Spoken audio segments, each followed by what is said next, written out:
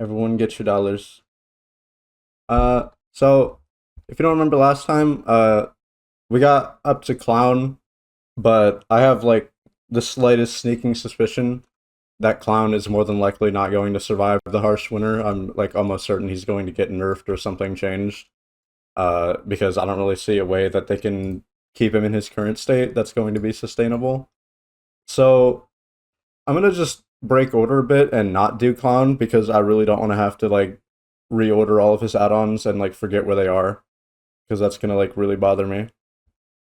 Um, what's the pink add-on under Honing Stone? Where is Honing Stone actually? That is videotape from the pig. That is the add-on where everyone starts with all the head traps attached. I am eat. Alright. So tricky thing is we got up to Spirit, who is the killer I have like literally no experience on. I have like an idea of roughly where her add-on should go, but not like a grand image or anything. Speaking of, I need to actually pull up her add-ons. My bookmarks are just like cloning themselves by the day.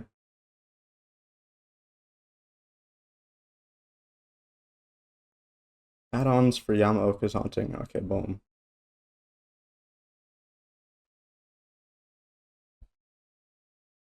Doing quite well, thank you. I was thinking maybe we would do a similar amount of killers to last time, which I only did 3, but I planned on doing 4.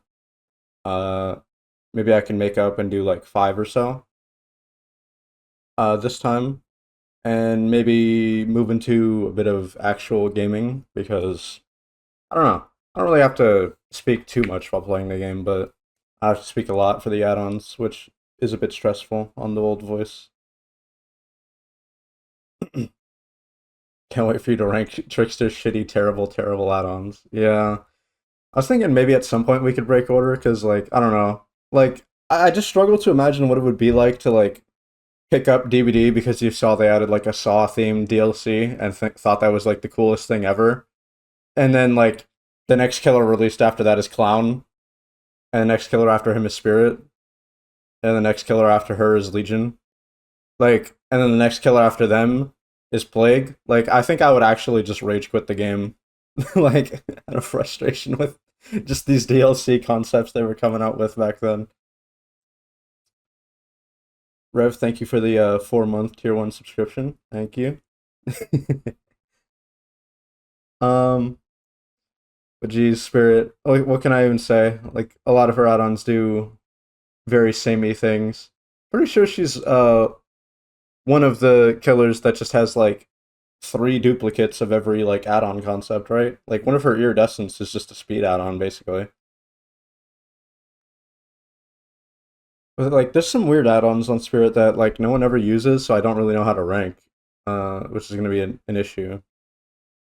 But hello, everyone. Thanks for filing in. Let's try and get this started here. Um, let's see. It's gonna be hard to rank all these duplicates is the main thing that I'm worried about because there really is just so many. I guess we'll start with Bamboo Comb. This one is 15% recharge rate for the power. That's roughly like saving you a second or so, maybe in total. Uh, I don't really think this is worth using. It's just not enough. Like your power has a 15-second recharge, like at most. It's not like the worst or anything, but I would say it's pretty low down there in add-ons I would actually use. Um, Next one is okay. Wait. Bamboo Comb is not recharge speed. It's charge speed. Apologies. They are literally right next to each other. Okay, this is charge speed. This is still like not going to change the ranking that much, but I don't want to get that wrong. Um, but it is more unique and a bit more helpful than saving 1 second of recharge. So I'll bump that like barely up to C tier, but overall not really enough to save it from the harsh winter.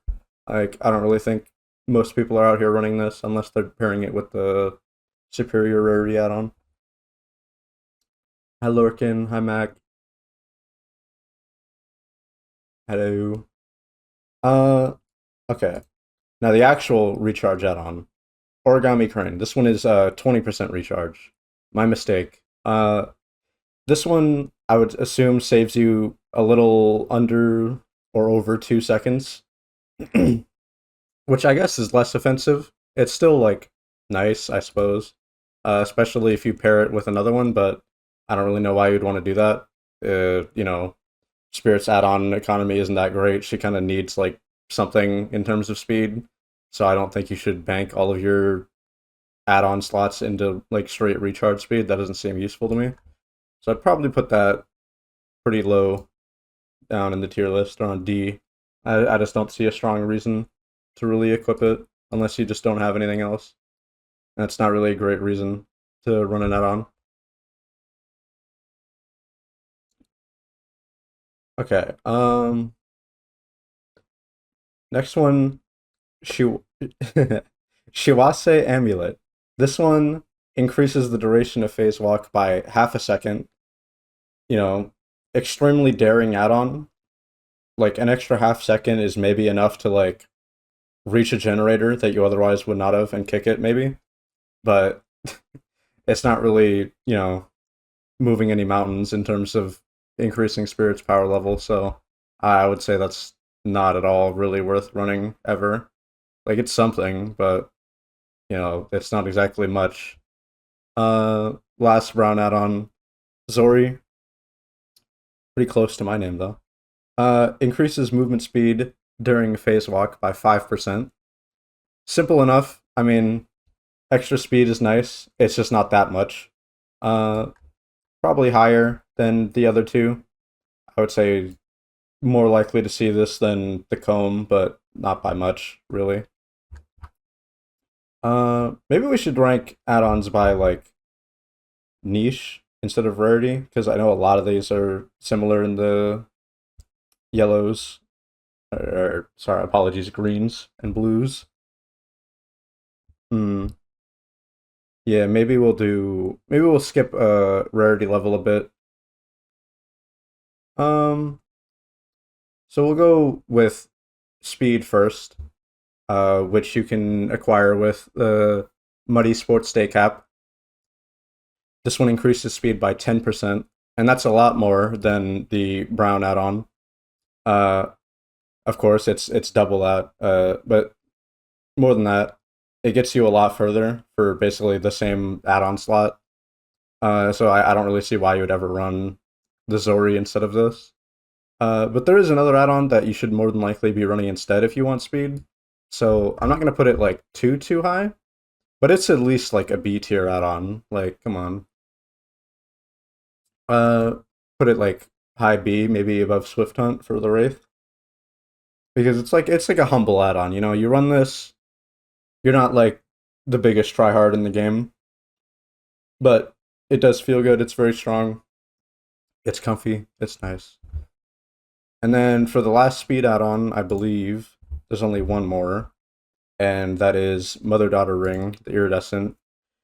This one increases speed by 25% at the cost of not being able to see scratch marks anymore, which I know for most Spirit players isn't really like what they use for tracking. Scratch marks are historically unreliable anyway, so it's better to just rely on sound. So if you get like good enough at the killer, I would say this add-on does the most out of like any of them in terms of just like raw power increase, because just you move like almost like twice as fast basically during your power, which is pretty significant. Like I don't know why it doesn't come with like a more strict downside, like not even like a bigger one. Maybe something like a slight hit to duration or something would have been like nice. Uh, yeah, this is basically what makes Spirit like as good as she is, because it just makes her so much harder to lose in chase. Like it's kind of one of the main things. Like, where if you feel like you can't get away from a Spirit or she just always hits you, it's probably because of this add-on. So I would say this is probably first S tier in a while add-on. Every Spirit you accuse of cheating runs this and is just cracked. Yeah, pretty much. It's more unreliable. But DVD sounds or DVD scratch marks. In my history, or in my experience, it's definitely scratch marks. Like, especially when they keep changing them to like make them even more like poppy. Like they make them like redder. That unironically hurts my tracking because I can't tell like whether they're like, you know, 10 seconds old or like fresh anymore. Best add-on so far is apparently engravings for Billy, which I don't think is that unreasonable, but I think it'll be dethroned eventually. But Billy is just up there. I'm not sure how to feel about like having three blink nurse in S tier. I feel pretty strongly about like all the other add-ons, but that one I'm not like too sure. It is really strong, but I don't know if it's like completely necessary the way like some of the other ones are. um, what's the next one that has like a few samey ones? I believe it would be recharge rate. Okay, so we'll do recharge next. Uh, for green rarity recharge, you have Broken Watch, which is a 30% increase. Uh, getting close to like being worth the add-on slot. Like it's still pretty humble. Uh, you know, if you want to be like a nice chill casual spirit player, you can definitely run your double greens, your speed and recharge, and still have a good game, still not feel like harmless. Uh, but there's better. What happened? Hold, hold on. No, I'm distracted a bit. Okay, we'll put that by cap. I would say it's like about the same strength. Rue, thank you for the 4 months of the tier 1 subscription. Thank you. Appreciate you. I need to like make different alerts for my subs and raids. It's a bit hard for me to tell what's going on. Okay, and then I believe last duration add-on is the flute, the rusty flute.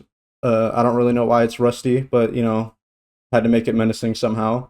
This one increases the recharge rate by 40%.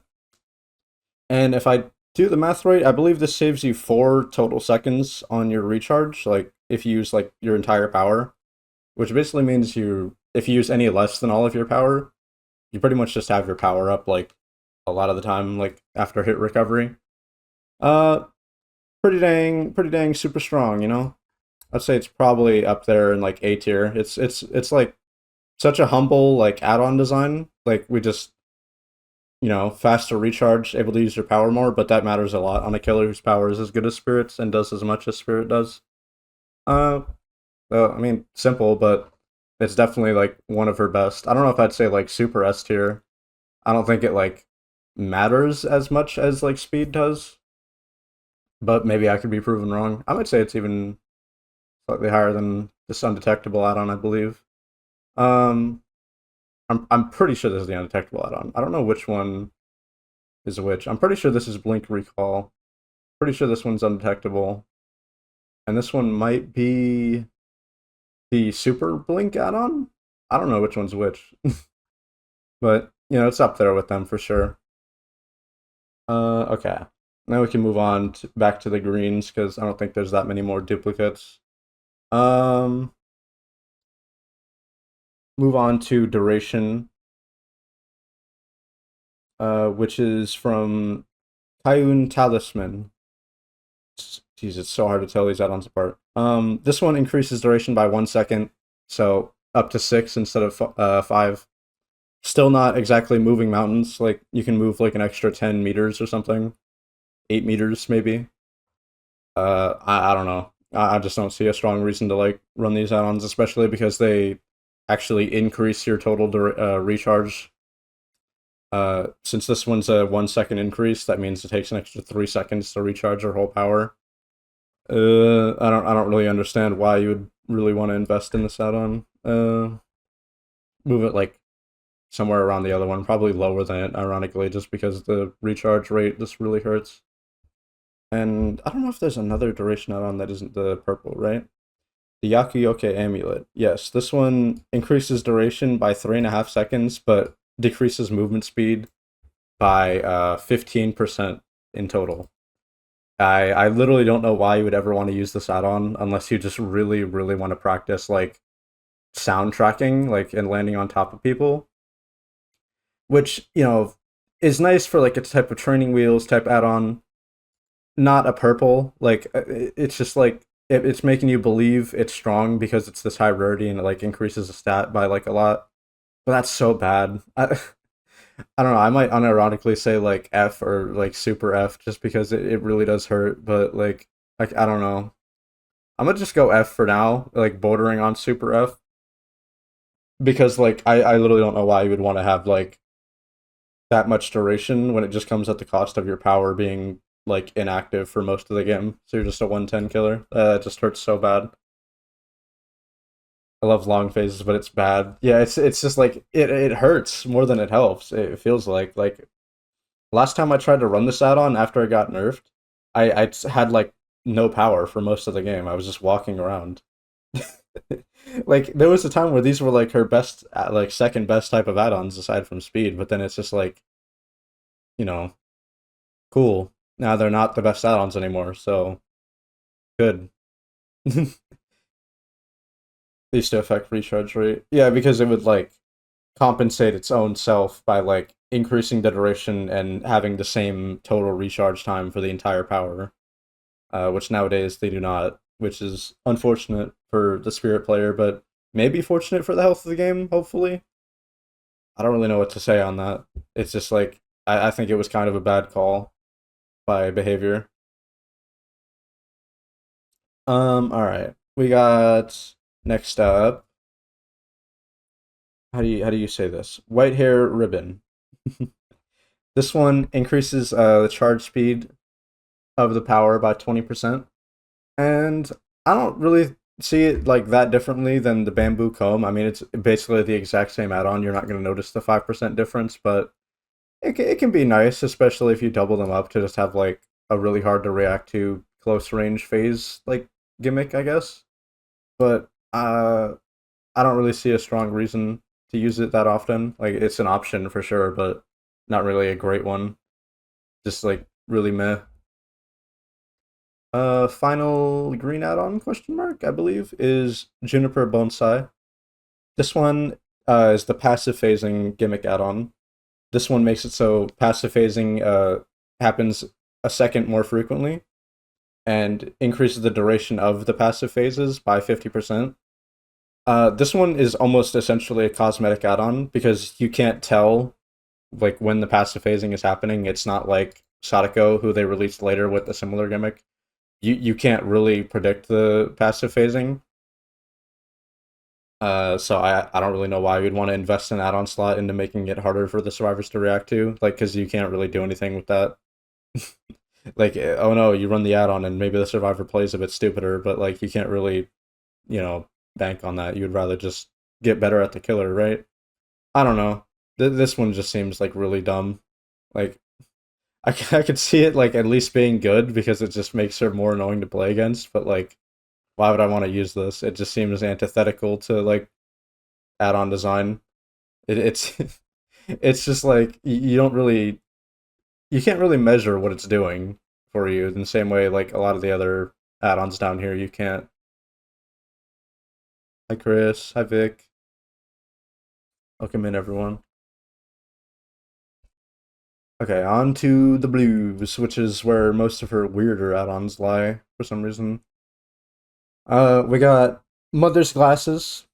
This one makes it so survivors who go within 2 meters of the husk trigger Killer Instinct, which I could imagine could be nice under the right circumstances to just have basically like a free little like beacon on where survivors are going. But it's a 2 meter range, that's like Springtrap's axe like distance. Like it's not really great at doing much of any tracking, especially because it doesn't even linger like how Springtraps does, as far as I'm aware. So you might get like one heartbeat and like look around and then it's gone. So I don't understand the design here. I think this is terrible.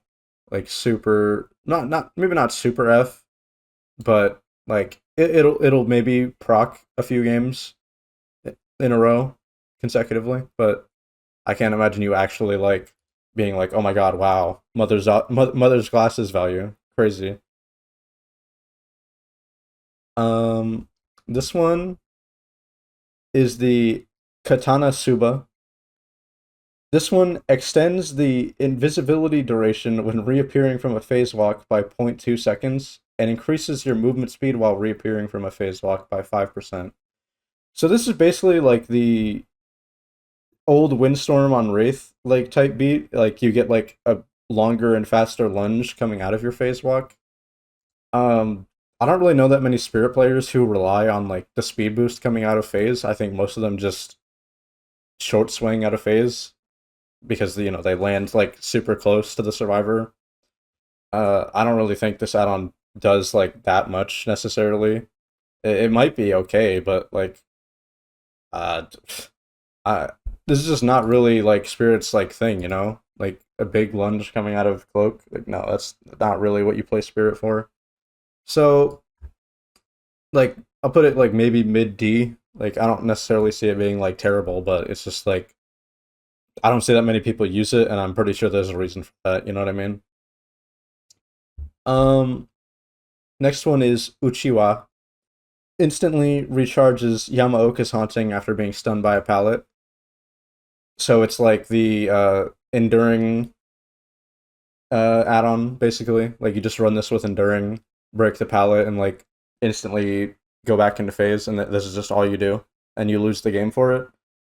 Um, like maybe there's like legitimate practical value to be gained here, but like wouldn't you rather just have like a passive faster recharge just, all the time in every situation? Something you got to think about. I don't think this add-on is good. I think this is terrible and just forces you to play stupid for value. I'm gonna go super F to be honest. Like, I don't know. Like, has anyone ever done like the Momotech Spirit and actually won a game from it? Maybe this isn't the Momotech one. I know Scott Jund was like a big proponent of this like play style before the Scott Jund Spirit play style.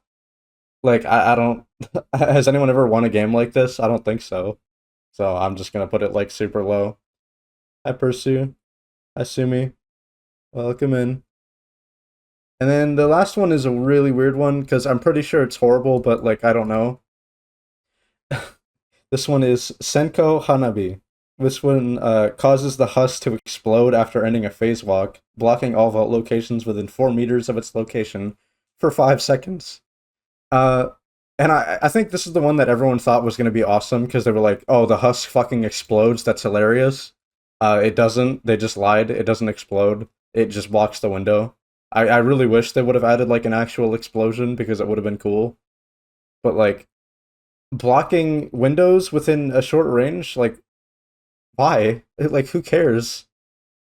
Like when you end the phase walk, that's ideally when you hit the survivor, right? Like I mean, or like catch up like an extreme amount. So I don't really know why you'd want to block a window. Like I don't know what that's gonna do.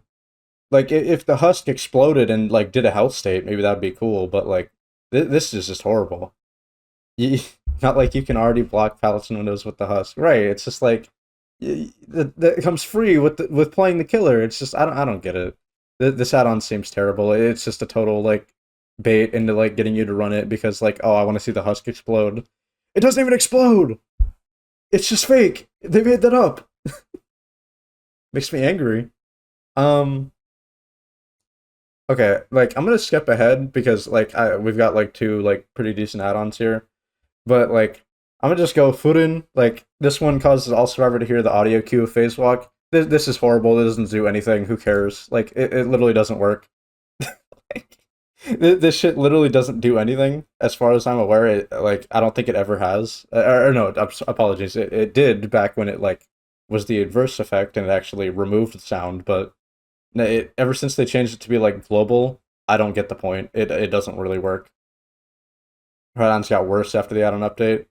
Right, and it's like I get the point was to lower the strength of them, but like, did you have to make them all worthless? Like, there's only a few of them that are actually worth using, which is just odd. Um, okay. Next up is the Below dried cherry blossom. This one, much like the mother-daughter ring, removes scratch marks as a form of tracking, but instead of this one giving you like a stat buff, this one makes it so whenever you go within 3 meters of a survivor during a phase, they are marked with Killer Instinct. And this is the add-on that basically like every spirit player you think like that you play against and hits you like out of phase is running. Uh, and it's like they never do for some reason. I literally don't know what to feel about this add-on because it doesn't technically make the killer better. It makes the killer just way easier though. Like you don't actually have to have good tracking. Like you just run this add-on and you basically hit the survivor almost every time. And I don't know how to feel about that because that's technically what the killer can already do base kit. But it's just like it makes it that much easier and more accessible to where it's like, is it that strong?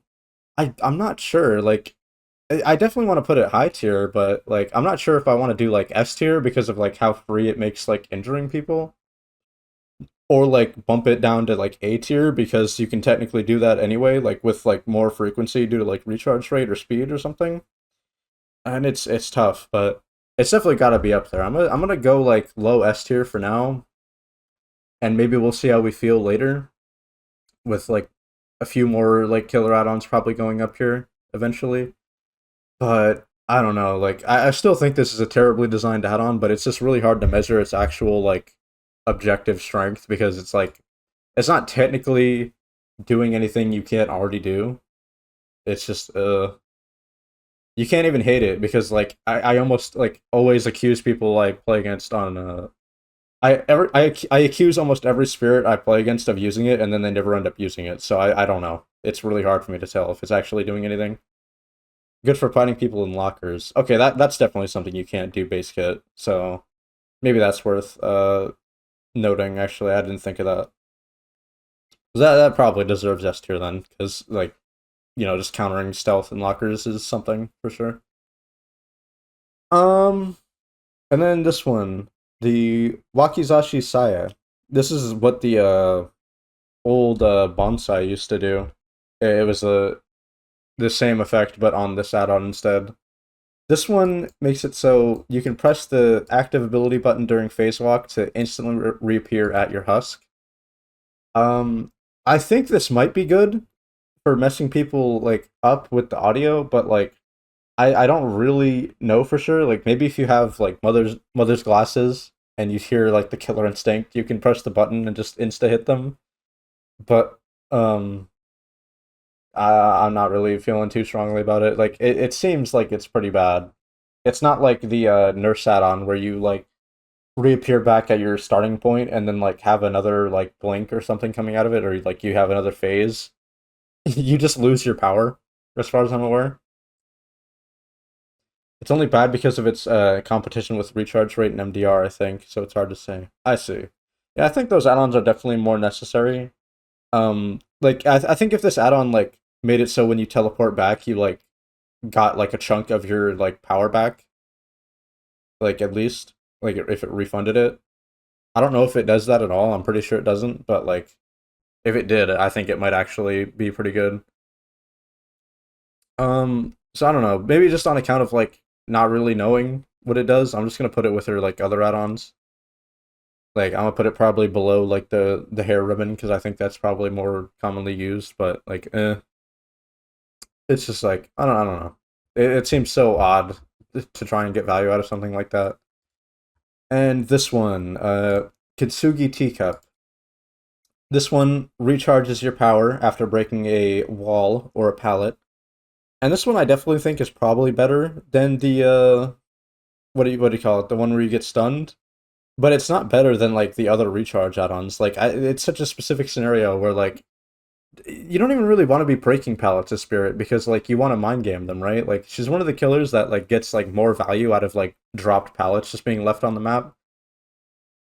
And it's just like why would I really want to use this? Like unless I'm going for like mobility and then breaking the pallet with brutal and then like catching up to the survivor with another phase that they don't expect. Like oh wow, but it's like really like I don't know. I think I would rather just have like the watch or something. Like it's probably not like terrible. I wouldn't say it's like C tier or something, but like I don't know.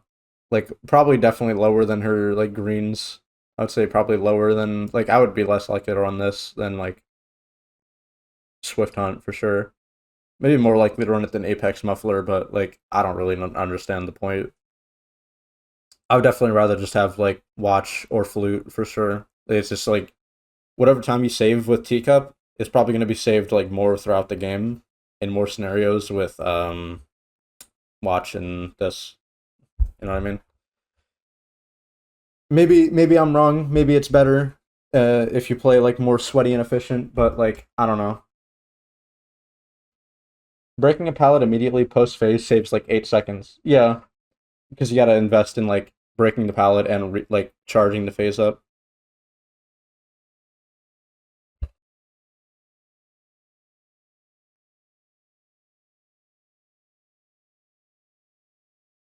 Which in that one scenario is technically more recharge than you would get from like just a single flute, but like it's in one specific scenario, whereas like flute is like everything you do, you know. So it's just like I'd just rather run like the inferior recharge add-ons, like technically. Okay, but now we move on to the leg. Now the leg is a killer that is terrible. Like I think we all like understand that, but like they actually might have like some arguments to be made for some of their add-ons, or maybe they would have before, but like after the recent changes, I don't really feel like that strongly about like most of their add-ons. Like there's a few that I have like strong opinions of, and the rest are just like really bad. Um, let's get them up. 1 second.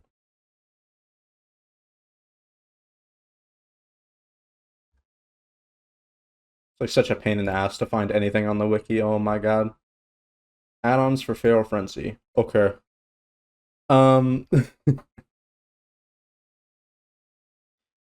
is this rating design opinion or power level in a vacuum? Hold on. I got the exclamation mark tier list. Was it Clown before Legion? We're skipping Clown because he's almost certainly getting changed. Like probably even like tomorrow or like on the next PTB. I don't see a world where he doesn't get changed. Like if he doesn't get changed, like cool, but like I don't really want to risk like rating all his add-ons and then they all just randomly get changed. But like if you're curious, it's like makeup kit and gin bottle like S tier. Everything else, uh, pretty bad. Feather, feathers up there. Soda bottles up there, but then like I don't know, like nothing else is really that good. That's the problem. Uh, yeah, basically just like how much do these add-ons do for the killer you're playing in a sense like so that's why like some of Trapper's add-ons are in like B tier like or in C tier like Trapper's never breaching like out of F tier realistically, but like I think these add-ons do like enough to like increase his strength like within like his like power level, which is cool. And like a lot of these S tier add-ons are like what makes the killers like as high as they are for sure. Stuff like that. It's sad because we really haven't had that many A tier add-ons or like B tier. Like it's all been like really bad so far, but I think eventually we'll get out of like low tier hell with like later killer designs. But maybe not. Now that I think about it, it's just like I feel like you only get like so many good add-ons like per killer. It feels like there's just like the two or three that are like almost always worth running and like make the killer feel a lot more fun to play or like more interesting or stronger to play. And then there's just the rest that are just bad. Like they just they don't fill any sort of niche or like feel good to run. So I don't get it. All right. Leg though, we got to get into it. First up, smiley pin. This one makes it so anyone you hit with the feral frenzy slash and cause them to mend themselves will get the blindness status effect for 60 seconds. I don't really gotta say much. This is terrible. Like blindness, bad effect. It's just countered by solo Q existing, or by Swift existing. My apologies. It kind of just destroys solo queue. Like yippee for you. That's so fun. Uh, Scratch ruler though. Scratch ruler. This one decreases the recharge time of Feral Frenzy by 5 seconds. So instead of 15, it's 10. And keep in mind that Feral Frenzy as an ability uh, has a total duration of 11 seconds. So this recharge add-on makes you recover from your power faster than it like lasts. Like you pretty much always have your power with this add-on. And that's not exactly doing a lot for Legion, but it is like really stupid good with another strong add-on. I would say like this one solely like is like B tier for Legion at least. Like I don't know how to like describe it. It's just like always having frenzy is just like strictly good. There's no downside to just always having your power. Like your power does everything else fine enough. Even in solo blindness isn't that strong. Yeah, and it's like you can just have someone else mend you and like you don't get the blindness at all. I think you'd even push it to A. Well, is Legion is the problem. Like I think the highest Legion will go is like B, but there's like one other add-on I know will go at least higher than Ruler. Um, Next up though, Friendship Bracelet. You get a double length lunge attack during Feral Frenzy. Your lunge lasts zero point 0.3 seconds longer. Which is not terrible at all. I would say it's like actually pretty decent for like just getting hits you otherwise wouldn't. If someone's like camping a pallet or just barely about to make a pallet, maybe with this add-on they won't. But that's still not that great because you could just run ruler, and even if you don't get them the first time, you can almost certainly get them the second time. So I'm gonna put it like mid D. I don't really feel that strongly about it, but like I could definitely see an argument. I'd probably put it below Windstorm though. I'll be honest, maybe above Blind Warrior. Um, and then Mischief List. Feral Frenzy lasts 1 second longer. Who cares? Nobody moved. You don't need to run this add-on. It doesn't really do anything. I would say F, honestly. Which is really sad because it definitely used to be one of their best, but like Legion just does everything now. Like especially with the recharge buff. You just don't need more duration. It's not really moving any mountains. Uh, Next up is weird one, really weird one to rank. Never sleep pills. This one gives you 10 seconds of more duration, so essentially almost doubling your power. Used to be double your power. But you start with no movement speed bonus. You start at 4.6 in Frenzy instead of 5.2. Uh, and this one's hard to rank because, like, I think it's really bad. Like, I think the main gimmick of Frenzy is definitely the speed at which you get the first hit.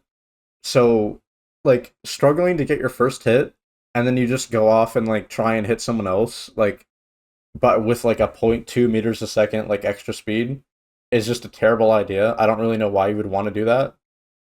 Because you're going to be hard pressed to hit anyone with essentially just a single pliff stack within 20 seconds of, like, the first person you hit in most situations.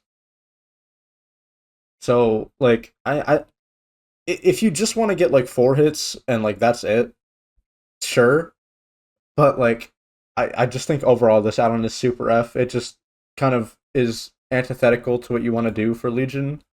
Like you just want to get that first hit, and then like move into like maybe canceling and committing. Like you don't really want to be spreading out yourself as much as Legion. Like you don't want to be spreading that pressure because like you don't really have like split pressure that much. It's just not like what I would really aim to go for. We're gonna try to get through the rest of the greens quickly because we got an ads coming up, and I don't want to be cut off. So we're gonna try to get through this within 3 minutes. So I'll keep the explanations brief, especially because a lot of these are bad. Um, Mural sketch. This one increases the movement speed bonus gained when hitting a survivor in frenzy by 0.08 meters per second. And I don't think I need to tell you this add-on was bad before, and it's still bad. Like the speed you get is plenty enough already from just each hit. I don't think this add-on does like anything. I think it's almost like worse than Mischief List, which is just free duration. This one's like you have to kind of earn it. Like whatever. I don't know why you'd ever use that. It's same thing. You don't want to split pressures and run around as much as Legion. You kind of just want to commit to chase and use your multiple hits. Like when people body block, that's about it. Julie's mixtape. This one instantly recharges Feral Frenzy after being stunned while using it. I don't think this is insignificant, but like I don't think the recharge is bad enough to warrant like an extra add-on covering you when you get stunned. So I'm just honestly gonna go F. Like it's just I would rather just run like Ruler. It does so much more, to be honest. Uh, Speaking of rulers, we got Etched Ruler. This one makes it so anyone you hit with Frenzy suffers from Oblivious for 60 seconds. And I actually think this add-on is really good. I would say it's like up there if you like play Legion like for not like the 5 hit down and just play for like a couple chain hits and then committing to chase because people will just they can't avoid that Oblivious effect the way they can with the other ones. So I'd honestly say like C tier, to be honest. Like it's not too bad. Like sure you won't see like them if they mend, but like who cares? Like you're probably not gonna get a 5 hit down anyway, let's be honest. And then last one is Deface Smiley Pin. This one makes it so survivors suffer from mangled for 60 seconds after mending themselves. I don't need to tell you that mending yourself, you can avoid this by getting mended by a teammate for one.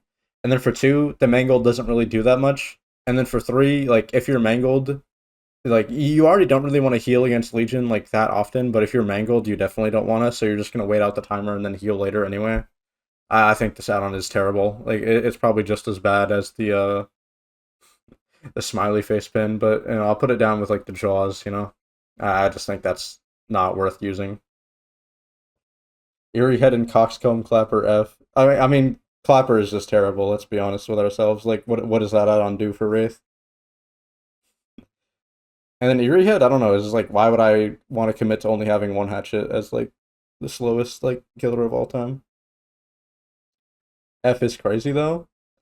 I mean, like in the grand scheme of things, I don't think it's that like unwarranted. Like when you got like all the killers above them, I don't think it's that unfair. It's like you're already playing Huntress, which is bad, and then you throw an add-on that makes her worse. I don't really know. I think it's at least fair in that regard. All right, we got ads. So not gonna go into too many more rankings. So we'll just sit here and chat for a bit. Uh, so we'll be right back, chat, after the ad break. Clapper with constantly undetectable Wraith. Yeah, I mean, it's just like, why would you need more stealth as Wraith? It's just that's kind of the issue. Like, Wraith doesn't need more stealth. What he needs is like an ability to chase. His stealth really isn't a weakness that needs like covering with an add-on. Certainly don't think it belongs in the same tier as Jewelry Box. That I can maybe agree with, but I don't know. I still think it's like I'll move it up from to D tier for sure, but like I don't really think like I can be convinced that it's actually like good. Probably lower than the mangled one, so. Mm,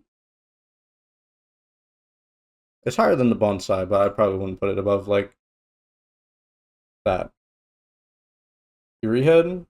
No, I'm not moving Clapper up. Clapper is terrible. Yeah, I'm definitely not moving Clapper up. That add-on is a throw. Like you just run the add-on for like basically no reason. I don't really see a convincing argument for it.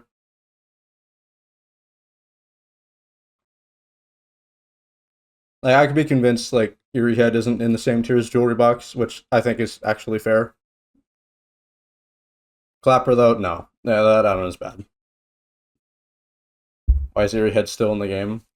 It's kind of just doomed. Like if they want like an insta down hatchet, it's either Eerie Head the way it is now, Or they do what every like supposedly genius like YouTuber does, like every YouTuber's idea for it was, and make it so like it insta-downs after a certain distance, which makes it just map reliant for one, and then for two, like annoying if it actually is a map where it works, because then it like presumably would just have no downside.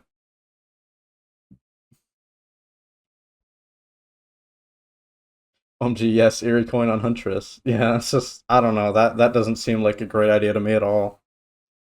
It would either be like a low enough range to where it would just be like her best add-on by default, or it would be a high enough range to where it's just super map reliant and reliant on the survivors being stupid.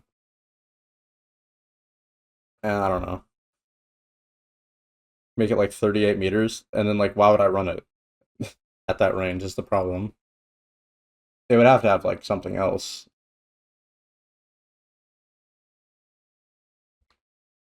I just don't think Huntress should have an instant down hatchet. I'll be honest. I think that's just asking for trouble. I would have just reworked it a long time ago to be something else. I would have made Eerie Head honestly like you have one hatchet, but then it's just on like a cooldown. You don't have to recharge at lockers or something, or reload at lockers. Like one hatchet, but 5 second cooldown or like 7 second cooldown or something. Like maybe that would be cool, but I don't know. I Corda. All right, ad break is over. Your community is back. Hello, everyone. Welcome back. All right. What were we at? Oh, wait, we were at Legion. I don't know. I should just have a cooldown plus ammo system. Yeah. I mean, I don't know. Like, I think you can't really touch Huntress because so many people are just like used to the killer being incredibly easy. To be honest, uh, I don't really know. Like, I want Huntress to be better, but like less spammable or like less annoying. But don't tell Huntress players that because then you can't touch their toys. Ads again. That shouldn't happen. I don't know why that would happen to you. That's odd. Okay. Where were we at though? Is this no, this is Susie's mixtape. This one increases the detection radius of Killer Instinct by 20 meters when in frenzy and you hit someone. This is a pointless add-on, and the reason why it's a pointless add-on is because you're not going to be able to travel 20 extra meters to hit someone, which is, really simple math. I mean, you're just a kid running a bit quick, and 20 meters is a lot of distance. You would definitely need like duration or speed or something to make this work, and this add-on gives you neither. So I don't really understand why you'd ever really want to use it. Like, cool to know like where people are, but it's not like you're really going to be able to capitalize on that. So I would probably put it around the same area as the mirror shards. Like, they technically do something, but not really that much a problem. Okay. Interesting one here is the Legion pin. This one is the first like anti-heal add-on that might actually do something for once, because this one makes it so when you self-mend your wounds from Feral Frenzy, you become broken for 60 seconds. And that's pretty good. I mean, like, you can counter it by like team mending, but then it's like you're forcing people to group up to avoid like anti-heal. And I kind of said for like the mangled one that you probably don't want to heal within like 60 seconds of mending anyway, but like if you have the option with like healing perks, this add-on just kind of shuts that off, whereas like mangled pin just kind of mitigates it. So I think this is more significant because it just actually turns off healing, which is more important. And the argument against this historically was like, oh well, if they can't heal, they'll just immediately get back on gens, and it's like, yeah, but then like, if you have like the etched ruler that makes them oblivious, then you can just easily sneak up on them. It's not like too insignificant of a buff. So I would say higher than the mangled pin for sure, but I'd probably not put it like super high. I'd probably put it around like Rusty Shackles tier. There's a jet flying over me. Ignore that. I was kind of delulu yesterday, but your idea for merchant is a really cool concept. Oh, I should post that in like the Discord, right? The other day I tried to make a rework for merchant that kind of keeps what people like about her, but like tries to improve on like the survivor experience a bit. I don't know. I feel like annoyed anytime I try to talk about Skull Merchant because I don't know. It feels like I'm out of my element and people are really combative whenever I mention her. Uh, but I don't know. I'd still be down to share it in the Discord. Sounds like a jet is literally flying into your house. Fun fact, that's why I woke up like this morning. Like I couldn't sleep because I was freezing, and I woke up and I heard the jets and they sounded like they were actually going to crash into my house. So I was just like, yeah, I guess I'm up. Thank you for the hydrate, Psychosu.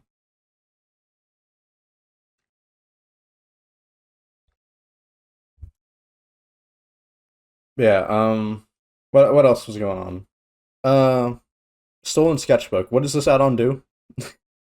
This one makes it so survivors hit with chained feral slashes to drop any carried item. So unfortunately this is not just on hit. This has to be on like your second or third or fourth hit, not the first one. That one doesn't count. It's basically Franklin's in an add-on slot. There's no downside compared to Franklin's anymore because Franklin's was gutted. But like, I don't know. Like, I don't feel that strongly about it. It might be considered slowdown, but like that item they can always just come back to later if it's a toolbox. Cool. Like they can just do gens quicker later. If it's a medkit, they can heal later in a safe spot as long as they remember where it is, of course. But I don't know. This add-on seems terrible. I'd probably put it with like the clappers combo piece for running weave only. True, actually, that is true. But like, I kind of think weave attunement is just a terrible perk. Oh, thank you for the stretch. Like one of my hottest takes is that I think Franklin's weave was a terrible perk combo, but mainly because weave attunement is just not a good perk.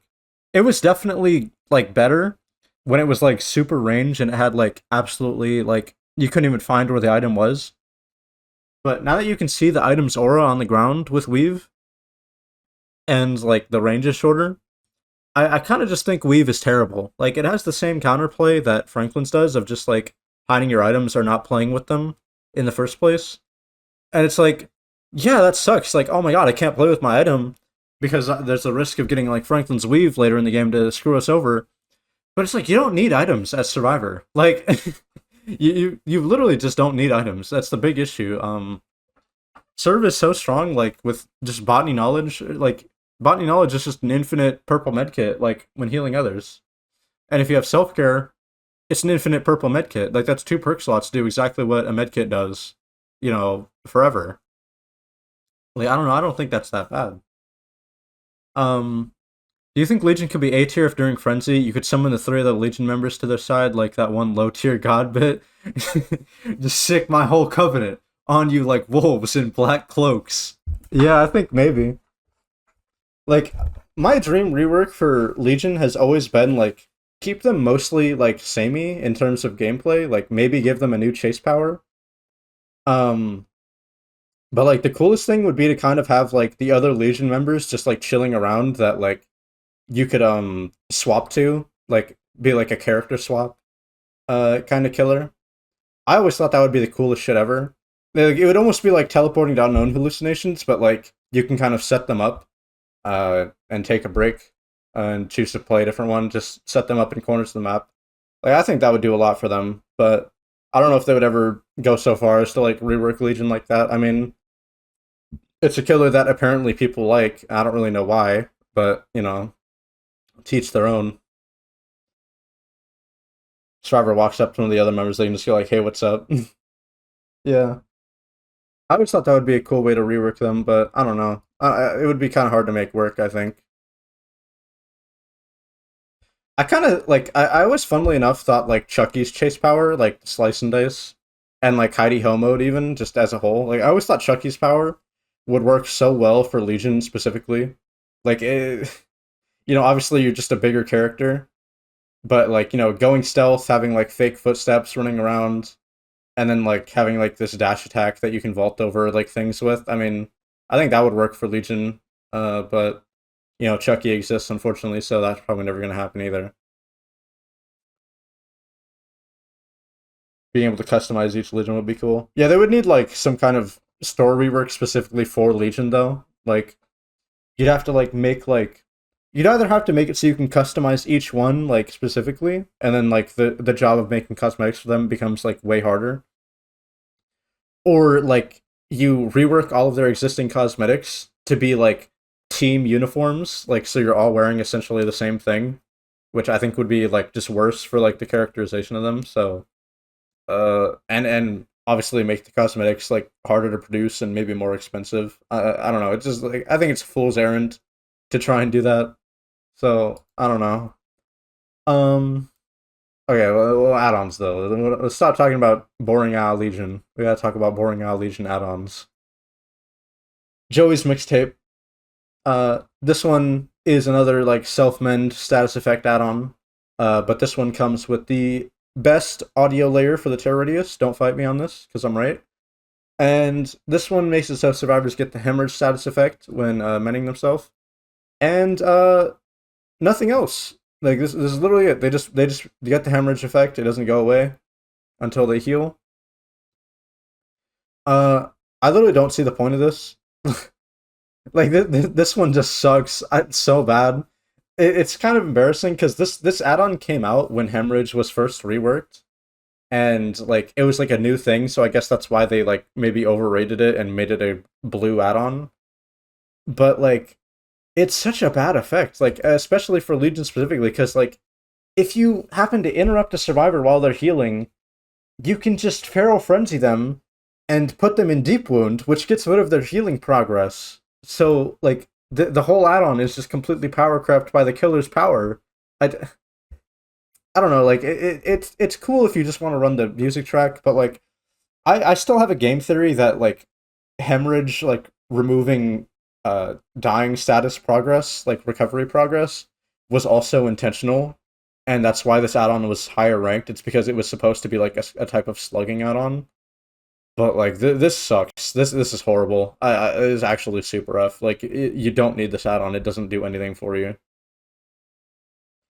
Legion should be four people standing on each other's shoulders like a kid trying to sneak into the cinema. Honestly, that would be peak as fuck. Yo, Curve, thank you for the 4-month subscription. Thank you.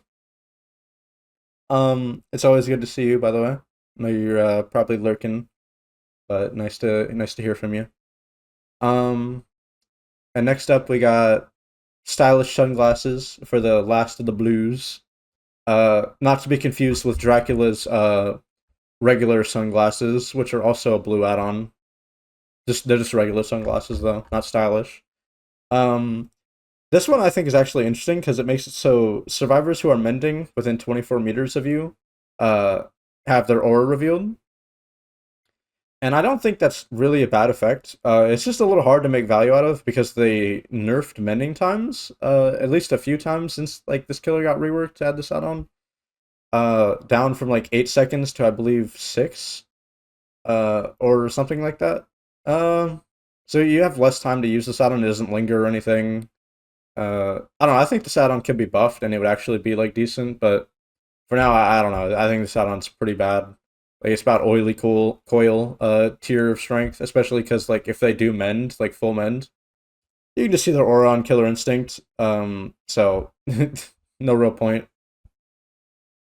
I will be here this time. I'm back to DBD, even though the game seems to be real chaos right now. Weirdly enough, like I feel like maybe I just like enjoy playing in the mud because I feel like even though the game's like the current state right now is actually terrible, I've been having more fun playing like recently, like this patch, than I was last patch, where things were like a little better than they were before. And you know, even the patch before that, where things were a little better than they were before that. I don't know, like I feel like whenever the game is at its worst, I seem to enjoy it a little more. I don't know why. Maybe it just gives me like a better perspective on things, like how much better I had it, but way back when. I think it would be cool to get a killer who was like that one Spider-Man, Spiders Man. That's just a sentient colony of spiders who think they're Peter Parker. Are the add-ons ordered left to right, or is it just tier brackets? I would say like roughly ordered, like in a sense of like if you're all the way in like the bottom half of the tier, you're definitely worse than the ones in the top half. But like I can't really pick between like these two add-ons like side by side necessarily. in terms of like how bad they are. Like I don't know. Like is Soldier's Putty necessarily worse than like Black Box on Freddy? That one I feel like is a little impossible to measure. So it's like I would say they're all pretty bad, but like maybe like top half and bottom half of tiers where you start to like notice like the things getting worse. Um, okay, but in terms of purples, uh, BFFs is first on my list, so I'm gonna make it first now. uh, this one builds up tokens for each chain hit that you get, and once you earn 15 total tokens, if the exit gates are powered, you get a permanent 6% haste effect outside of using Frenzy, not during for some reason. They couldn't even give you that. I literally don't understand what the point of this add-on is, or why they went so hard in terms of like making a token-based add-on for the first time, and then this is what you get. You get 6% haste. You get Noed without the lethality. Like I don't get it. It seems really bad. Honestly, I would say like in the same tier of like banking on failure as like Black Box and all the other execute blocking add-ons. I think this add-on sucks. And I've even had games where like I don't even get it to proc because like if you play Legion like in a way that I think is technically like the correct and like most efficient way, you don't get that many chain hits, so this add-on just never charges. I don't know. I think it's really bad. Uh, and then Frank's mixtape. This one is so odd because it gives you so many buffs during Frenzy that don't matter at all. So during Frenzy, break action speed while kicking generators is increased by 20%, and when breaking walls, it's increased by 30%. Notably, not kicking pallets because you cannot kick pallets during Frenzy, you can only vault them, so duh. And this also pauses Feral Frenzy depletion when performing those break actions. But notably, it doesn't make up for the time you spend like walking up to the generators and doors and kicking them. So like it doesn't really save you that much time. So I don't get the point. I don't think it's super F, but I definitely think it's like F tier. Like it's just bad. You get like brutal strength during your power and maybe lose a little percent less duration, but like that's a comfy quality of life add-on. Yeah, I mean it's nice. It feels cool to get the extra speed, but like why though? Like I don't know. I don't know why I'd want to run this. I think because of this add-on, they also gave them like an extra like kick animation. I think if you have like fast enough kick speed during Frenzy as Legion, you only kick the door down with 1 foot or like one kick instead of two, which is cool. Like I think it's worth running to see that, but like I don't know if that's intentional or not. And yes, BFFs used to be 4%, and then they made it 6% because they realized it sucks. I think it still sucks, but sure. I mean, it's something. Okay, last two purples. Filthy Blade. Mending time increased by 4 seconds. Not insignificant. Like, I think that's pretty decent for what it is, but like, you're playing Legion. I think you should be running a better add-on instead of this, like, in most situations. I don't know. Like, it would be a lot better if Legion was a better killer, to be honest. Like, I think we've seen that with other killers that apply Mend. But I don't know, like D tier. I feel pretty comfy with that ranking. Maybe above the sunglasses. They work well together, if that's what you want to get value out of. And then Stab Wound Study. This one reveals the auras of survivors for 4 seconds after they mend themselves. So in a similar boat as stylish sunglasses of like, reading people's auras. Not terrible. Actually, like pretty solid, but it's about the same in terms of strength. It's just your Legion. You should be running something better than this, just to make up for the fact that you are Legion at the end of the day. And I don't know, like it's just one of those things where like I don't think these add-ons are bad, but like for what they do, it's just they're bad because they're on Legion and you only have two add-on slots, so that's kind of the main issue. Okay, finally the ultra rares. Um, Iridescent Button. This one, when you vault a pallet during Frenzy, it breaks. No other downside. It doesn't end Frenzy. It doesn't lower your duration. Doesn't increase your recharge or your fatigue. It just breaks. And honestly, to be quite honest with you, I think this add-on, if you run it with ruler, you just become a better killer than like so many because you just don't really have to play pallets. Like I think this add-on actually takes Legion out of F tier and like into like D or maybe even like C, depending on like how often you can run this. Like if you can afford it to run this every game, killer ain't too bad. But like you just don't really have that much else is the problem. So I honestly think like these two are like their best add-on combo, just easily. And like because of the 2.5 second like fatigue that Legion has now with like the increased movement speed, it's a pretty comparable breaking speed to Nemesis, except you can actually run up to the pallet and then vault it and then get on the side of the survivor and then break it and then still move like as fast as the survivor. Whereas Nemesis, he has to waddle up to it, charge his tentacle, break it, and then slowly recover. So like I kind of think this add-on just puts Nemesis out of a job if you have it. Like if you want to like play Nemesis for like the pallet break, I don't know. This one is just better by itself. Leaps Legion spot makes them actually playable. Yeah, I mean it makes them playable like on so many more maps. Like Eerie Button Legion is actually kind of like a force to be reckoned with, like compared to so many other bad killers like in their tier. Uh, and then by contrast, we have Fuming Mixtape, which gives you some more reading on generators. Makes it so you can tell the repair progress by their aura. If it's more red, it'll be higher progress. If it's more white, it's lower progress. And whenever you're in frenzy, all gens just passively regress at like normal like gen kick speed. And notably, that effect is passive. I think the only thing that stops it is if like survivors are repairing a gens, are repairing the gen itself. Uh, and that's not bad. Like it stacks with any other regression because it just adds onto it. It doesn't like force the gen to spark or anything. It just adds on like a passive regression effect. And not insignificant. Like I think it's around like C tier still, but like for what it is, it ain't too bad. Barely saw anyone running this add-on.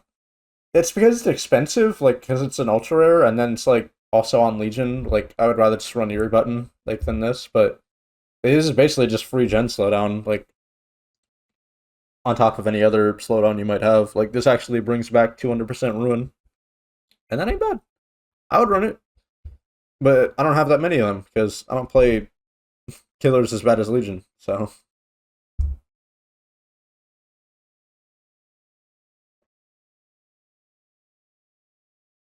really difficult to counter info, and it lets you combine it with multiple slowdown perks if you really want to grind the game to a halt. Pretty much, yeah. That's how I was thinking of it. Like it pairs well with existing slowdowns. It is slowdown by itself, and then like it's also just like kind of free info, which is pretty nice. Not like survivors have any options against it, but it's just Legion, so whatever. Alright, who's next? It's gonna be the Plague.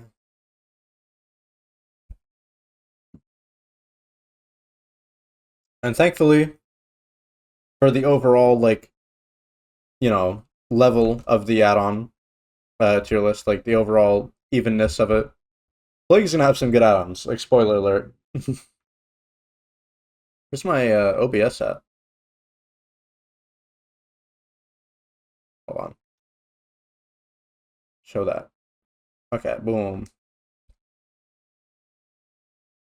Like Plague has some really good add-ons. Mostly like in line with their rarity as well.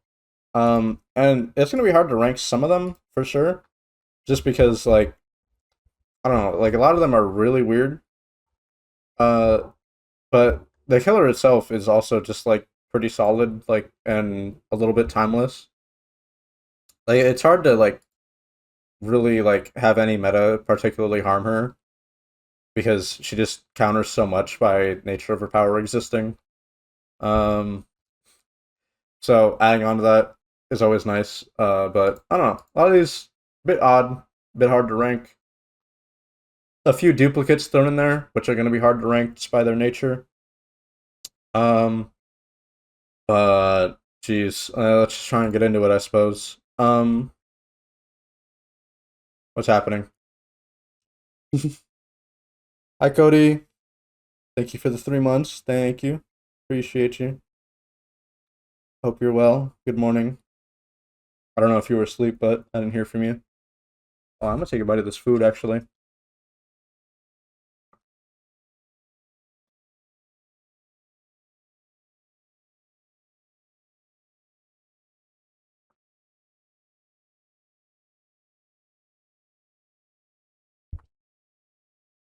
Hmm. Is Play gonna give us a new #1 add-on? Maybe not. I don't think it's possible because she isn't like the #1 killer out there or anything, but she'll definitely have some add-ons like in the higher tiers for sure. Like I think most of her add-ons are probably gonna be pretty high up there, to be honest. Alright. First one, already like off to a weird start. Prayer Tablet Fragment. Increases the infection duration on sorry. Let me phrase this in English because the wiki is not great at phrasing things. This one makes it so when you infect an object, like a gen or a totem, it'll be infected for 40 seconds longer, which is basically double duration. And whenever a survivor interacts with any type of infected object, it will increase their infection rate by 100%, so double that as well.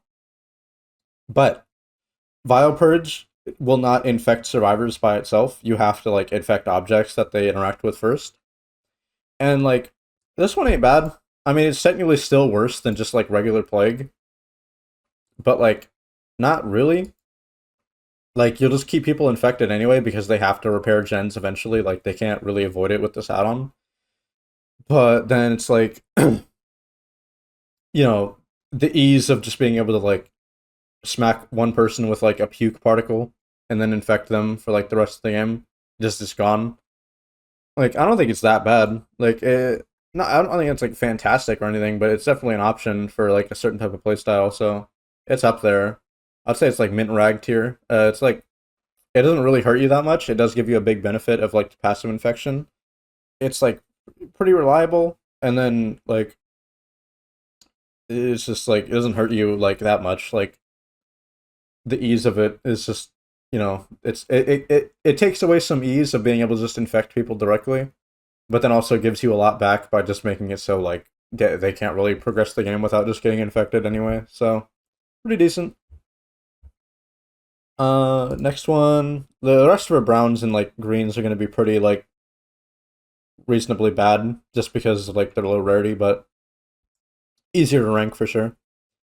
Uh, this one looks hideous and triggers my tryptophobia. This one is Olabanum Incense. This one makes it so auras of survivors who cleanse at a pool of devotion are revealed for 4 seconds. That isn't terrible. I mean, it's just like free aura reading, like on the thing that people like will eventually have to do.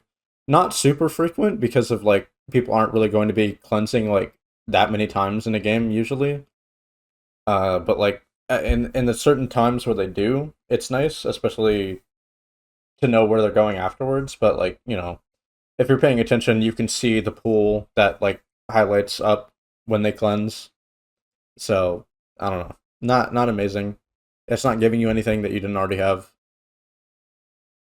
but it's nice. It does give you like knowing where people are going. Going chronological order. Yes. Aside from Clown, who we're skipping because I'm like 99% sure he's getting like nerfed or changed like pretty soon, and I just don't want to have to like rank his add-ons twice. Um. Ooh. Next one is Limestone Seal. This one increases the infection duration on props hit with Vile Purge by 20 seconds, so 50% increase.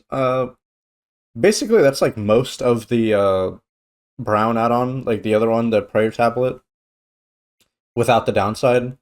So I would say in that regard, it's like just as good. Whereas like it doesn't give as much of a buff, but it doesn't take anything away as well.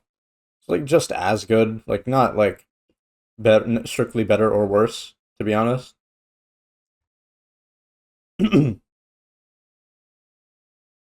And then Healing Salve. This one decreases your cooldown after using your puke by a quarter second.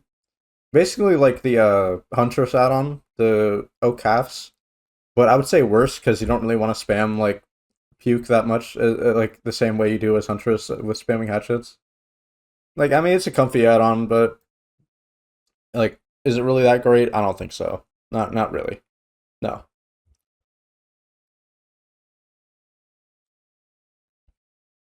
What if instead of giving you the stomach bug, Plague gave you gingivitis instead? I'm pretty sure like whatever she's got going on could almost certainly cause your gums to rot and your teeth to fall out.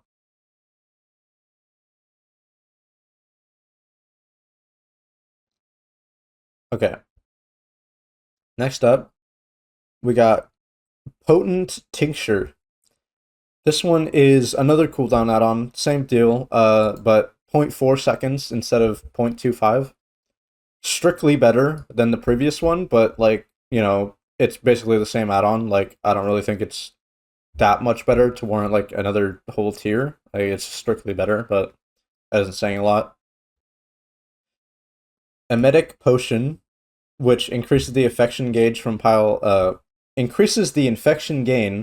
Purge by 30%. So you have to like, if you're directly puking on someone, they gain more infection progress, essentially. Really weird killer to talk about. I really am a little uncomfortable speaking about these add-on concepts. But yeah, pretty good. I mean, it's basically kind of in the same boat as cooldown add-ons, where it's just like it makes your main like form of like directly infecting survivors better. I'd say maybe better than like beast marks. Come on now, maybe better than these add-ons as well. Yeah, I feel comfortable with that one being there. And, we'll also do the duplicate infected emetic. Is basically the same thing, but 40% instead of 30. Again, strictly better, but you're not really going to notice the difference between the two. I mean, feel free to just run either one. Is there a purple like duplicate? No. Okay, they changed it. Alrighty, just making sure. And then what is this? Prophylactic amulet. This one decreases the number of pools of devotion in the game by two. I believe by default there's like five or six. I think. I think there's six. And with this one, there's only going to be one infected and then three that people can actually cleanse at the start of the game. Uh, this one's hard because like I think it's good. I think it's good. Uh, but like not really that good. But because what it's good for is like making it so people have to run around the map further to get their infection removed. Like because obviously there's going to be less options, and they're also going to be forcing an overcleanse more often. So what an overcleanse is when all pools of devotion in the game are infected at once.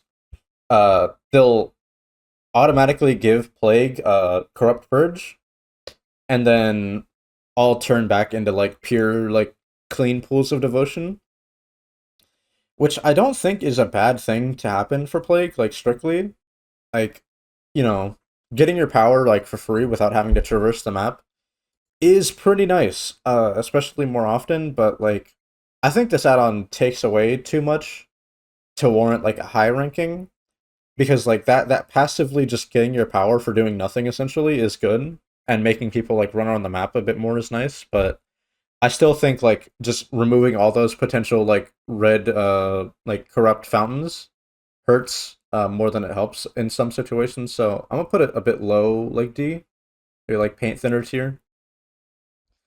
Like I can definitely see the benefits, but like the downsides are also like hard to avoid there.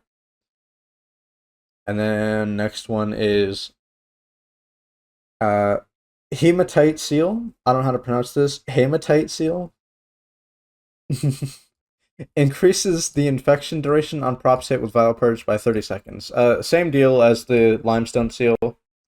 Like obviously it's strictly better than the limestone one, but like again, I actually think that kind of lowers the ranking of this one by a little bit because it's not as much, but like basically just giving you the benefit or like one of the benefits, but like not as much of the downside.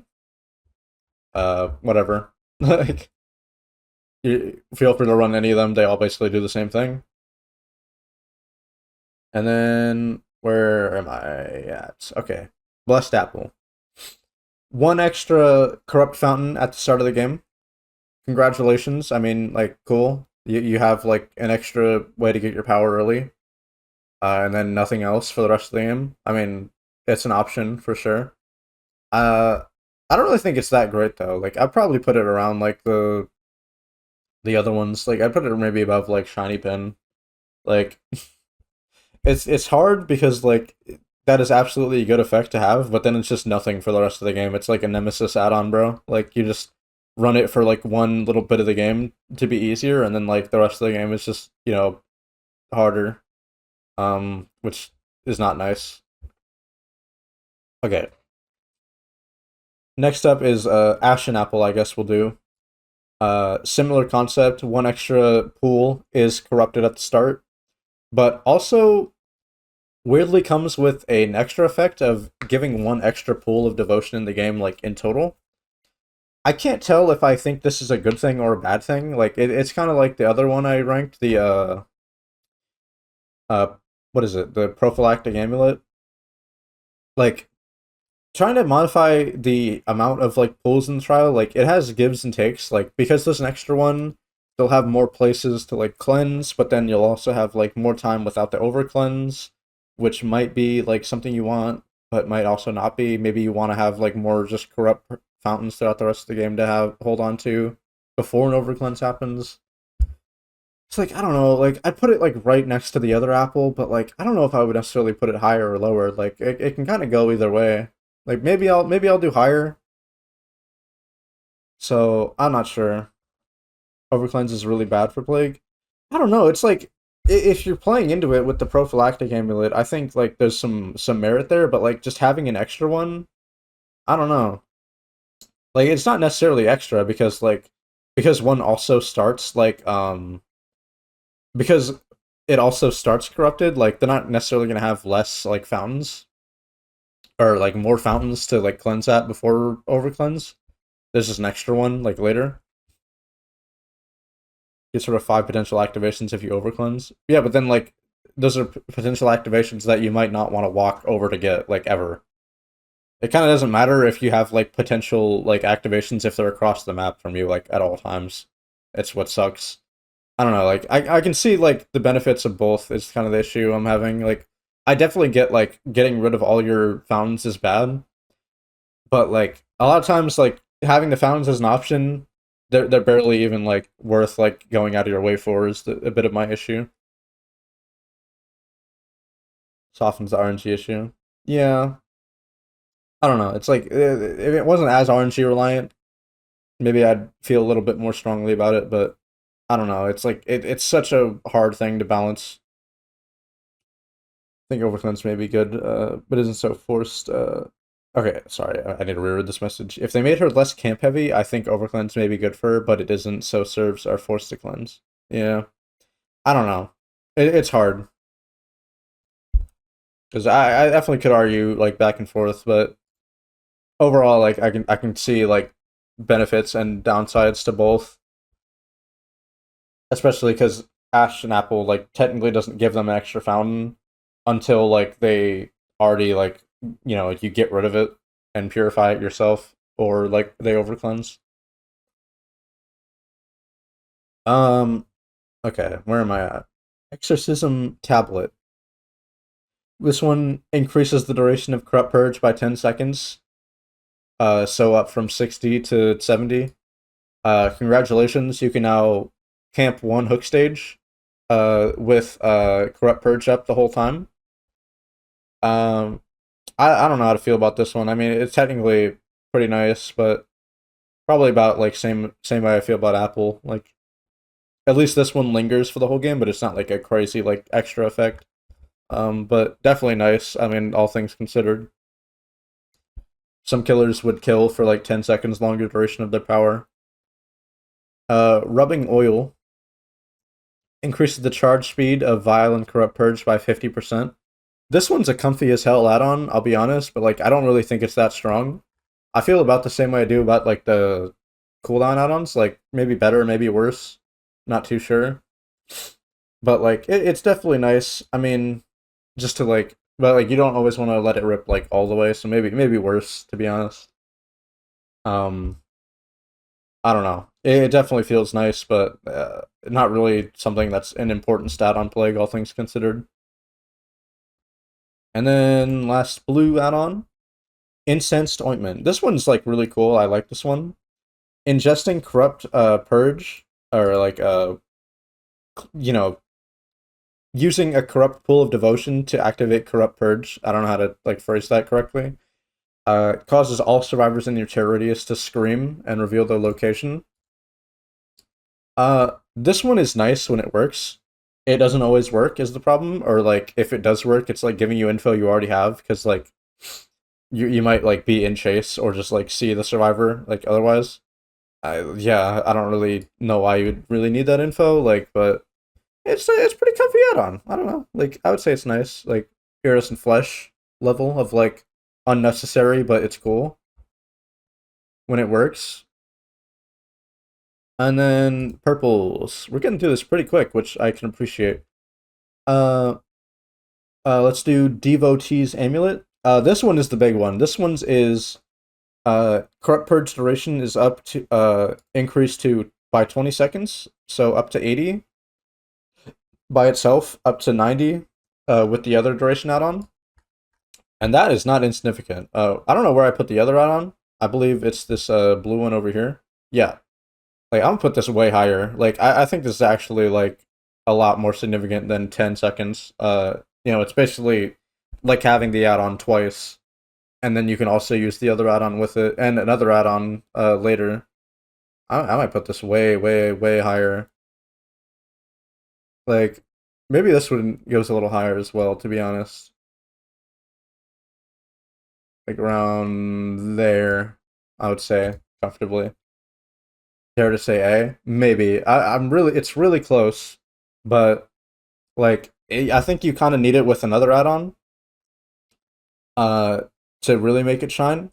But like I think it's definitely one of those things that really does improve the killer by a lot. I want to say like it's barely breaching there. Actually, I think it's better than Unicorn Block. All right, I can put it in A. I feel comfortable with that actually, seeing what's above it. Okay, yeah, I'll do A for Devotee's Amulet. That's just so much duration for like basically free. And with another add-on that's coming up not too far, really significant. Um then we got some weird ass ones, bro. Worship Tablet. This one makes it so you ingest your corrupt purge at a pool of devotion twice as fast, and your movement speed while holding corrupt purge is increased to 4.6 instead of 4.4. World's most like pointless add-on in existence. Like it's comfy for sure, but like why would this be a purple is what I don't understand. Like, oh, you move 4.6 while charging. Like, oh, congratulations. Like now I can like lose like a meter less distance in chase if I hold the power for like 10 seconds straight. It's like having instant huntress wind up. Sure, I mean, but like that's already kind of how Plague is like by default, so I don't know. Like her wind up with corrupt purge is not really an issue. It's the issue, or it's the problem. Um, then Violametic. This one I literally don't know how to feel about, but I think it might be good. It increases the projectile speed of Vial and Corrupt Purge by 10%. So like all your projectiles are just like faster, and I think I just closed the fucking tier list. Uh-oh. How do I bring that back? Hold on. Jesus Christ, bro. Cinema. Alright. Cinema Gators. No, the teleprompter. Okay, so where was I at? Did I even rank it? Okay, no, I don't think I ranked it. Okay. This is it, right? Emetic? Yeah. Jeez, this is a fucking shit show of a stream, isn't it? Okay. So 10% faster projectiles. I don't know what this is meant to accomplish. Like easier to hit the power. maybe some angles for like weird like shots, like lassoing shots are like better. I don't know, but like it's impossible to rank because I can't tell if this helps or not. So I'm tempted to put it in like D with like all the other like comfy plague add-ons, but like I really don't know. Angles harder in return for better straight shots. I see. Okay, well, last one is I literally don't remember what it does, and it would have been really nice to have my fucking add-ons like still pulled up so that I could get through it before the ad break. Okay, severed toe increases the infection gained when performing interactions for survivors by 50%. Not what I thought it was. Yeah, maybe we can snooze this ad, so I can get through like all of Plague. That'd be nice. I got that. This one is like half of what the brown add-on does, like with nothing else. Uh, I don't really get it. I don't think this is worth running, to be honest. Like compared to the other one, like I wouldn't even put it like in the same like area. I would probably just put it lower. I'll put it with like etched ruler. It's really bad redundancy. Like it should be like a green or a brown and not a fucking purple. Like if anything, like the I don't know, like the Scream add-on could be a purple, and I would see that like more than I can see this. And then okay, is the weird ones. We got Black Incense. This one makes it so survivors who vomit while fully infected because they infrequently vomit like passively have their aura revealed 3 seconds every time they do that. Every time. Uh yeah, I don't know. This one is just overpowered as fuck. Like you just know where everyone is like all the time because of the way your infection work. And you're plagued, so you're already like a decent killer. I would say that's an S tier add-on, like without a doubt. It's so broken. It's insanely broken. You just literally just know where everyone is all the time. In chase, out of chase, on gens, like going to cleanse. They can't escape you. Like you're just gonna know where they are. If they have distortion, the stacks are gonna get like eaten up like for free. I don't get it. It's absurd. And then the last one is not really much better. In terms of being balanced. This one is Iridescent Seal. Whenever a generator is completed, you automatically get Corrupt Purge for free. But anytime you're in Corrupt Purge, whether you get it from a fountain or the freebie from like gens being completed, it's reduced by 20 seconds. So 40 seconds instead of 60. 60 seconds with the purple add-on, 50 seconds with the other one, however you want to slice it. This add-on is still like overpowered as fuck. Like no matter how you're getting the effect, I think this add-on is genuinely stupid. I don't know. I'd put like incense like even higher than like all of these, to be honest, in terms of just how much it does for the killer. It's like Jesus Christ. Like these add-ons are absurd. You basically just get like so much free like corrupt purge like at the times where it matters when people are doing gens. And like if they're doing gens, they're probably not cleansing. If they're doing gens, they're probably getting infected.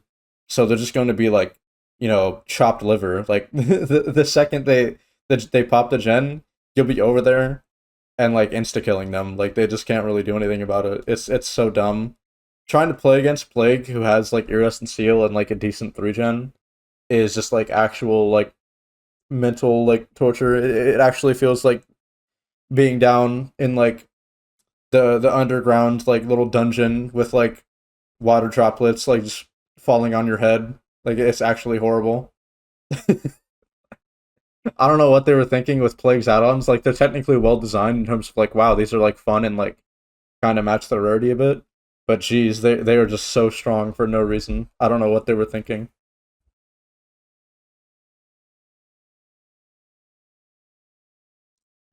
Welcome to the underground. Oh, was the fall. Like Air Seal, but the downside is not hefty enough. Like it shouldn't have been like the downside definitely should not be like completely counteracted with a purple add-on. Like it you run the purple add-on, you just have regular corrupt purge every time. Like you have one add-on, sure, but it's like also one of the best add-ons in the game. Like, come on, dude. Really? It's also notify the survivors it's happening. Pretty sure it's supposed to, but it just doesn't. Like, I know it doesn't make the sound, but sometimes it does, as far as I'm aware. Like when you're playing Survivor. I don't know what they were thinking. This one was way too strong for what it was.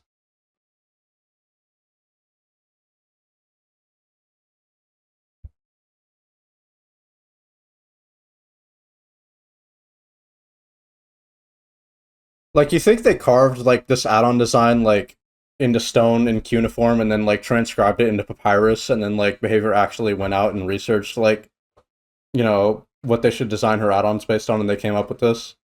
That's the only way I think that would ever happen. Like, did the gods actually like proclaim that it had to be like the best add-on in the game for a killer? Like, I don't really understand what the gimmick was here. Okay, but now that play's done, we got an ad coming up, so I'm just gonna let that play. Before we get back into it, maybe we can go over everything a bit more. We'll be right back. Aside from that.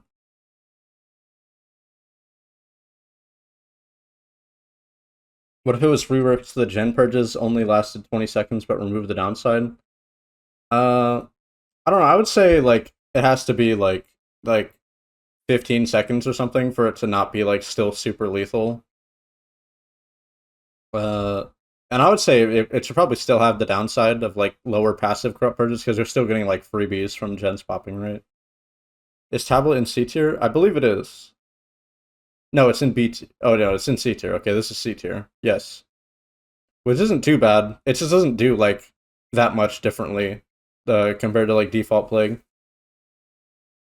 Like all these are basically like the way I like rationalized it was just like it takes away like the comfiness of like hitting people, like the ease of that, and then trades it in for a different ease of like infecting people, doing gens and stuff, and doing totems. Like which I think are both like equally like good effects. Like you run this or not, it's basically like the same level of the killer, which is interesting. I don't know how they made an add-on like where it's kind of hard to like tell. Like it changes how you play like completely, but like the power level is very similar between them.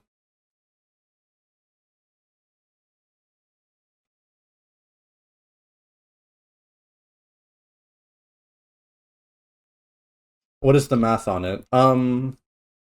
When okay, so I believe with double duration, it's 80 seconds of infection time on objects, and then like the infection rate like for survivors is like 30 seconds with this add-on. Like when they're repairing something like an infected gen, it only takes them like 30 seconds to get infected, I think.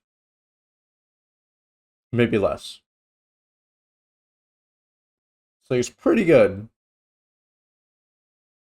I don't remember the exact math on like her like infection, uh but I'm pretty sure it's something like that.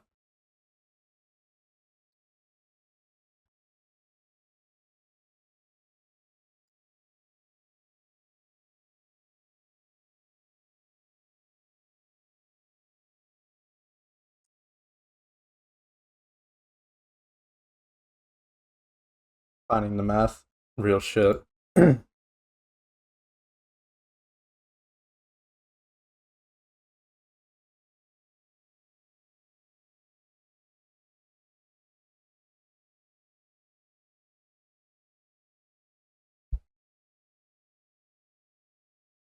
Alright, is that break over?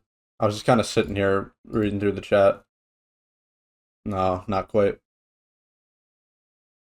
Almost there, chat. Then we'll move on to old Daniel Johnson. Okay, ad break is over.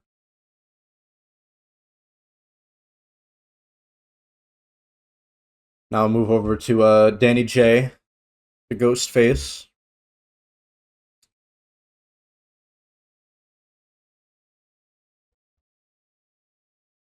But his friends can call him Daniel. Uh, Ghostface is interesting because it's really hard for me to form an opinion on Ghostface because I feel like he can be really strong in the right circumstances and feel really good to play in a lot of circumstances. But I'm pretty sure he's terrible. Like he's one of the best feeling worst killers in the game. If I had to give like a strange take on him, like he just feels like so nice to play, but he's so bad at the same time, which is what makes it hard to really like rank him fairly. He's a fun bad. Yeah, like I feel like a fucking genius whenever I do anything as this killer, which is cool, but like, like Survivor's gonna equally do as much against you. Like you're not like that powerful. Also, I still want to get the logic of like looking at a survivor at a certain way, like just exposing them and allowing you to like murk them. Because like there are two killers that do that, or at least maybe even more, like depending on how you look at it. But man, Ghostface must have been a breath of fresh air. Like you just look at the previous releases, like in a row. You had like OG Freddy with like his like slowdown gimmick, which must have been like really annoying to play against. And you had Pig, who is the pig. And then next after that was Clown, who was just terrible but like hurt your eyes to play against. And then Spirit, who was really strong and was also like impossible to counter because she had like nothing that you could do against her. OG Legion, and then Plague after that. And then you had Ghostface, like for once who was just kind of normal and like a little bad. That must have been nice.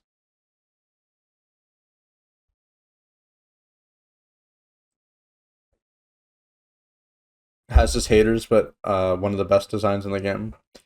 I gotta be like urged to agree. Like I think there's maybe some improvements to be made on his design that can maybe open him up to having a bit better like add-ons and power level overall. But like I don't know. I think the main thing he's missing is like some kind of spicy like ambush attack. Like if he had something like how Pig does with the dash, like not similarly of course, but like just like a super like holy fuck like he's attacking me like mode. I think that would help a lot. Because I think like stealth ambush dashes like that kind of have some merit that art isn't really being like utilized. Like Blight with the journal add-on is like terrifying.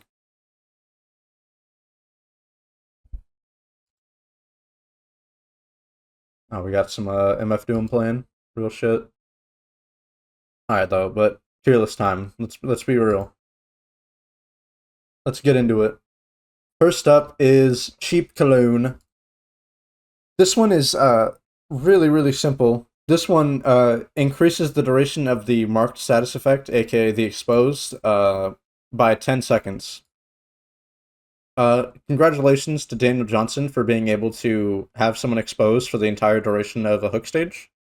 I don't know. Really nice. To be honest, it's just like 10 more seconds of someone being like unable to really interact with you. Like they can't reveal you. They can't really do like unhooks or anything too risky. Like the most they can do is like gens or maybe like heal without like getting completely owned. Uh, but really comfy add-on. I would honestly rank this pretty highly. I don't know how high, but I would say maybe C. I'd put it above about C for sure. I think it does a lot for him. Yeah, maybe above that. Maybe above coffee grounds. Yeah. But I'd put it around that there. Yeah. That's pretty good. I don't know. Like the rest of his add-ons really are not like wowing me though. Is the problem? Like headline cutouts, increasing movement speed while stalking by 40%. Has anyone ever seen someone run this add-on before? Like, be honest with me. Like, have you ever played against a Ghostface running this add-on? They don't run this add-on. It's bad. Like, I it might be our first like super F in a little while. Like, to be honest, like it doesn't necessarily hurt you in the same way some like super F add-ons do. But like, seriously, dude, like, I don't know what to tell you. Like, you don't need movement speed while stalking. That's not Goose. Welcome in. Thank you for the raid. Holy cow. This isn't worse than Jewelry Box. I think it kind of is a little bit. That's the problem? Like, ironically, Jewelry Box has like a synergy with itself. Myers has way better alternatives. Okay, but the thing is, the thing that makes like the Jewelry Box and jewelry like better, and the reason like the earrings aren't super F. If you run these two add-ons, you move faster than 4.6 just while stalking. Like not that much faster, but you just move like 4.6 and change. Uh, which is just fun. He lowers back down when he actually stalks someone with it. Yeah, but then it's just like you basically just always have like frame perfect stalking while holding mouse too. Like that's pretty sick, no? Like I don't know, it's funny. It's technically like not terrible. Like I don't know, they're still really bad, but I don't know. This one just has nothing. Like you don't hit any like type of movement speed like marks. You don't need it. Doesn't Ghostface too? No, I'm pretty sure this one's not enough to do anything of the sort. 'Cause I think he's actually slower, especially because you're gonna be want to be like leaning and like sacrificing a lot of distance to stalk like on purpose. I don't know. It's just like this one doesn't do anything. They made leaning worse. How so? Did I miss something?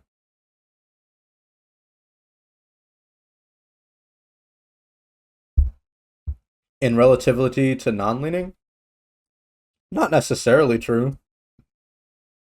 I mean, it's still the same like math calculation. Like it's just double speed while you're leaning. Not a big factor in dichotomy. Fair enough, but I mean, I still don't think like I would put headline cutouts anywhere other than like Super F. Is there any killers so far that has no add-ons in Super F or F? I don't actually know. I don't know if there's a killer that I have put like any add-ons in Super F. Like even some of the best ones just have like speed limiter, like which is what's makes it hard to stay out of those ranks. I'd be interesting. Did Plague have any in F or F minus? Uh, I don't think so. So I guess Plague might actually have been our first killer with no add-ons in F or Super F, but I don't want to like claim that like too soon. Yeah, I don't think she does. The weird purple one. I think I even put that in like D or like C. I put it in C. Oh, this one is also in D. Yeah, I don't think she has any add-ons in F. So congratulations to Plague for not being a fucking failure.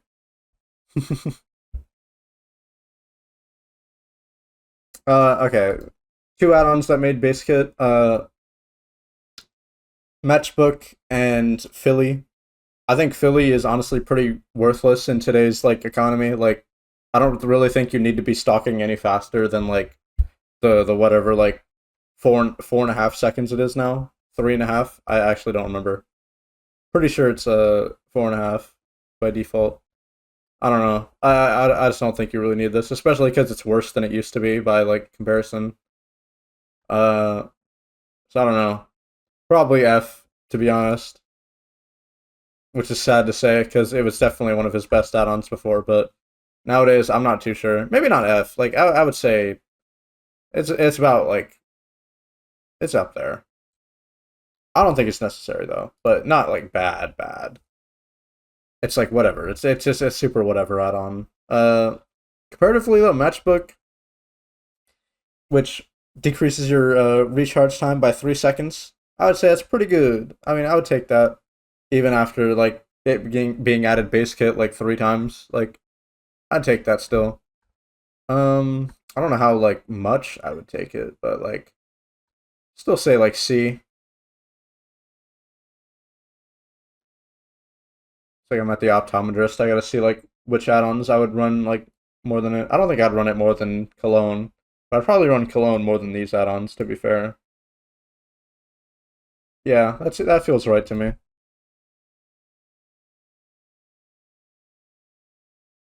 Active stocking goes from 0.92 to 1.22. Oh my god. Yeah, it's really slow. So like a movement speed add-on is not something that's necessary at all. Like it just doesn't compensate it enough, no matter how much it is. Alrighty. Now we got some weird add-ons. Um, First one, telephoto lens. This one makes it so whenever a survivor reveals you, they become oblivious for 60 seconds. I don't really think this one is like all that bad, but like banking on failure because like the survivor has to reveal you for the effect to work, and then like they get an effect that doesn't matter because they just revealed you, so they know where you are.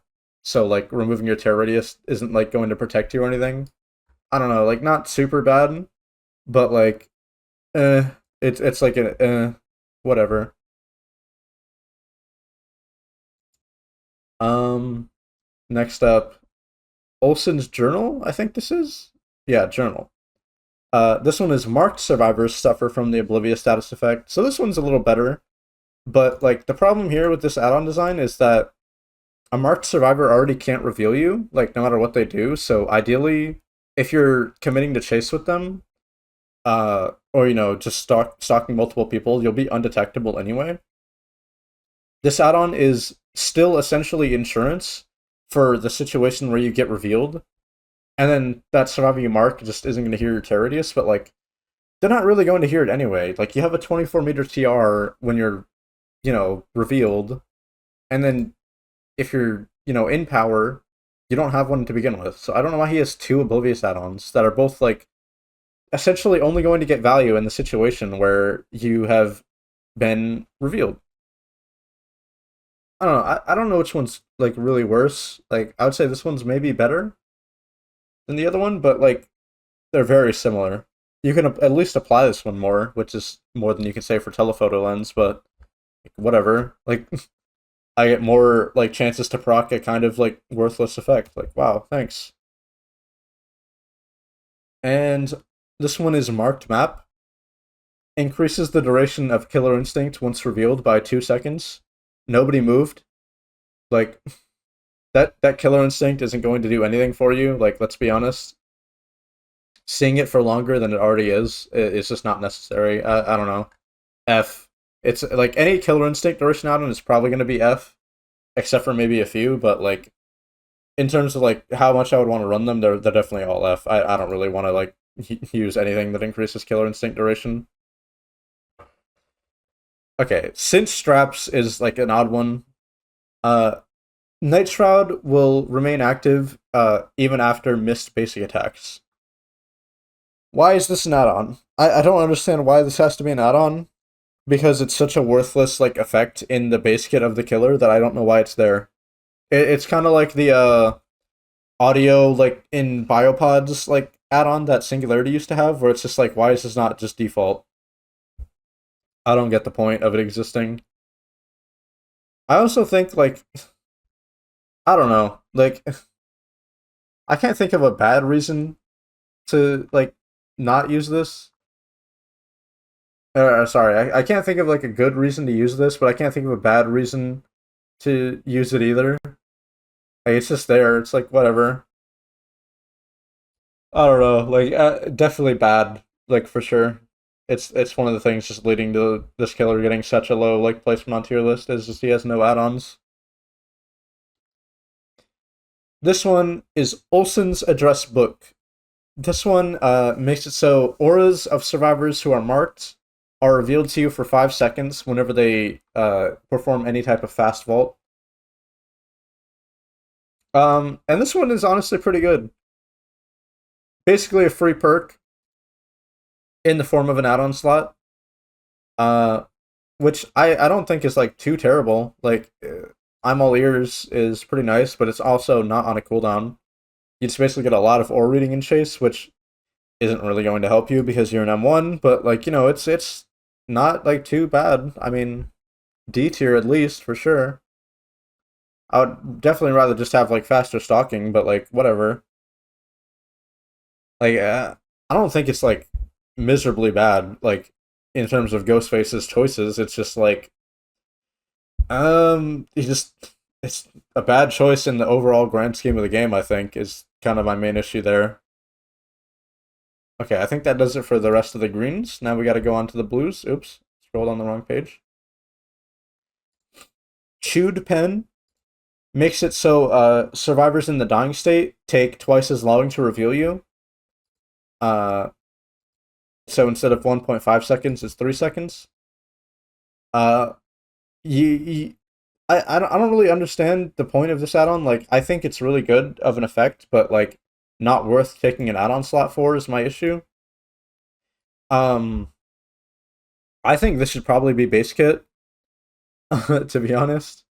But as an add-on slot, I don't want to use this. I don't want to take this. This is just bad. Uh, feel an F on this one, to be honest. And the same goes for lasting perfume, which is the same exact concept, but it's survivors on the hook. Oh well. I mean, like, I don't really want to use this. I'm sorry. Add on. Same boat. Probably worse because you have to commit to hooking someone for this to one to work. Whatever.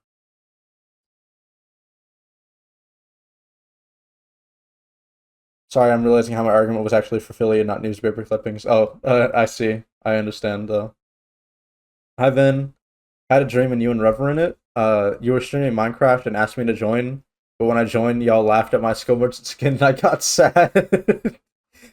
Okay, that does sound like something that would actually happen. Maybe I don't think Rev would, but I definitely would. I'd be like, dude, why is that your skin, bro? What are you doing? Get off and change that. What the fuck? The only thing that's out of character is that I would not be playing Minecraft.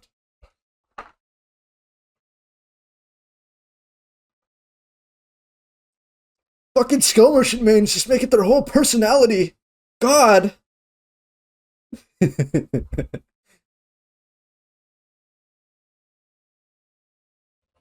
I mean, they should at least merge both extending reveal add-ons. Their value is so ridiculously minuscule. Pretty much, like, if they were one add-on, maybe they'd be worth using, but, like, I don't think either of them should be add-ons. I think they should just be base kit. Like, why can you get revealed by someone on the floor? Like, shouldn't their whole gimmick be, like, they're on the floor, they can't really, like, call out to their teammates? That just hurts the whole, like, gimmick of the character, I think. Also, it just kind of punishes you for downing someone when, like, you have multiple people nearby. You can't use your power on, like, second person at all. Just sucks. My only personalities are neurodivergent and gay, and Skullmerson is an extension of both. Real shit. Feels like they are add-ons because Baver thinks camping and slugging is a playstyle and not a fundamental choice in the game.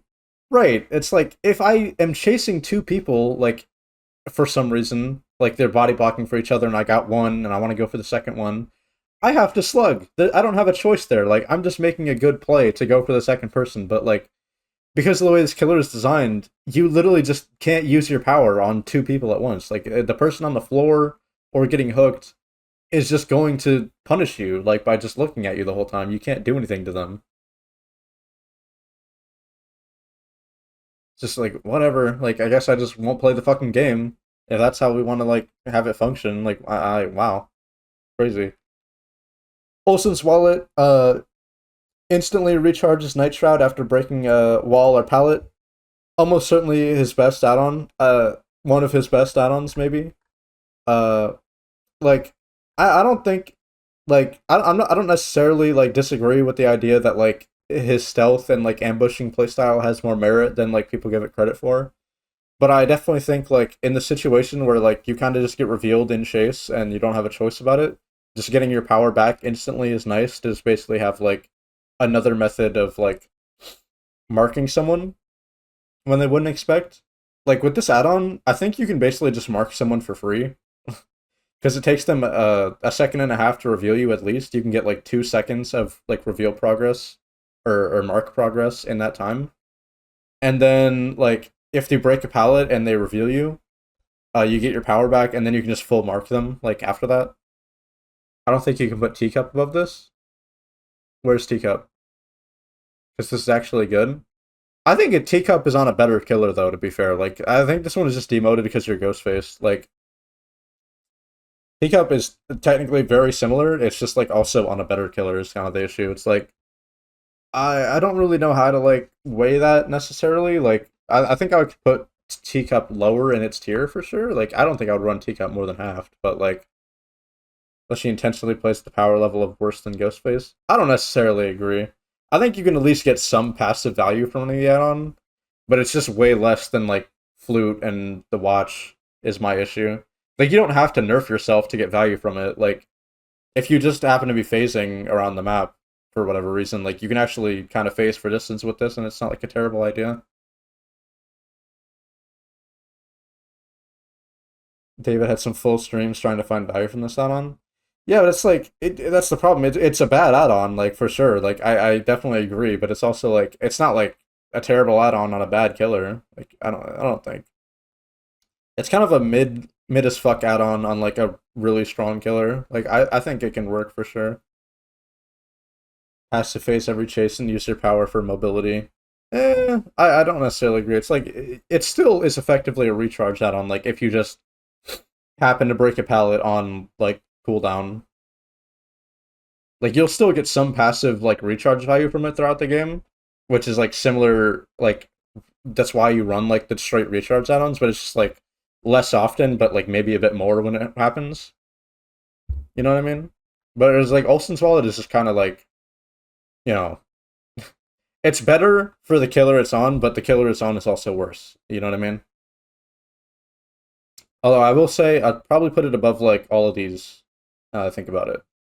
Maybe not above the Corrupt Purge duration, but yeah, that seems right to me. I'll put them closer for sure. Okay, what does this do? Knife belt clip basically decreases your tear radius by 12 meters when crouched, essentially half, because your tear radius is 24 meters, don't forget. Um, and you can obviously go a lot lower with like monitor and stuff, have like basically no tear radius. But you also have to commit to crouching a lot, uh, which I don't really think is like a great idea for the killer to do. Like you can mess with people's like heartbeat like readings, especially like hard choosers who like actually know how to heartbeat read and chase. This can mess with them. But I don't know. I don't really think it's like particularly strong. It's just really like funny to mess around with. Um, so I don't know how highly I want to rank it, but I'll maybe do like C, like on the gimmicky end of C, maybe not like super high, but not super bad either, for sure. And then last of the blues, we have what is this called? Leather knife sheath. Okay, very similar in concept. And then this one increases movement speed while crouched by 10%. So I believe base crouching speed is like 3.8. So this actually makes you faster than survivors by a little bit. And I feel pretty strongly about this add-on being like relatively solid. Like it's really like nice to just be able to move around while like not being able to be revealed as easily, quicker, etc., etc. Like there's a lot of benefits just moving around while crouched, especially in chase, losing less distance, stuff like that. So I would say definitely higher than the knife belt clip, but I don't know how highly I'd put it. Like I'd probably put it like shiny pin. It's like it increases your movement speed for a stat where you don't really need your movement speed increased that much, but like it is nice. Like not the best add-on, but I would say it has some merit to running it for sure. Purples, yay. There's some weird ones here, but I think there's some merit to like pretty much all of these. First one is VDR, Victims Detailed Routine. When you mark a survivor, they receive the exhausted status effect for 5 seconds, which is not insignificant. Like 5 seconds of exhausted is basically just like if you have sprint burst or like a balanced landing ready, and he's right behind you and he marks you, you won't be able to use it like for most of the chase. Like that initial like getting away from him is going to be a lot harder. Uh, but it's really timing based, a little luck based on your end. Especially like if Starve just doesn't have exhaustion perks, which you don't really need against this killer. You don't need exhaustions against this killer like at all, but they're nice for sure. And just turning them off will make people like maybe fall for a bit of safety that they don't actually have. like a false safety net. You're just like clipping their wings at the last second. But that's all you can really hope for. Like you don't really need exhaustion perks versus this killer, and that kind of makes me want to lower it a bit because if people just realize this add-on's in play, it's not really going to do that much. So I'd probably put it around like leather knife sheath like ranking. Exhaustion now has just got much better due to overwhelming permanents being thrown into the mix. Yeah. But that one mainly affects people in your terror radius, right? Like you get the aura reading, but since you don't have a terror radius, it won't really work like that well on him in particular. It's range based? Oh, okay, I didn't know that. Good to know then. So it's like it can double as an aura reading add-on, I guess. Okay, next one. Drop leg knife sheath. Uh you gain 10% haste for 5 seconds when marking a survivor, and it can stack, as far as I'm aware. Good add-on. Hard to deny the value out of. Like for so many reasons. Um it's just like there's no real. Oh my god, this song is like giving me a headache. Yeah, there we go. Boom. Okay, so it's like I don't really. There's like so many reasons to run this add-on. Um, because like that 10% haste, while it doesn't last that long, gives you so much. Like it gives you like a super speed, like nigh unreactable lunge. That'll get you much further than normal. Uh, it'll let you catch up a bit. If you have VDR, and like you have someone with sprint burst, you can close that gap a lot easier. It's very nice. For so many reasons. So definitely like high up there. Wherever like wallet is, I'd probably place it like pretty similarly. I'd say it's around like Windstorm, Amanda's letter strength, but not much higher, unfortunately. Like it's still like mid as fuck. And then driver's license. This one is really hard to rank because in the situations where it works, it's one of the best add-ons like he has. But like I think it's kind of hard to get that situation to happen like that frequently. This one makes it so when you mark a survivor who's repairing a it explodes, loses 20% progress, and blocks the gen for 15 seconds. Um, that is insane for an add-on. You basically just get a regression perk.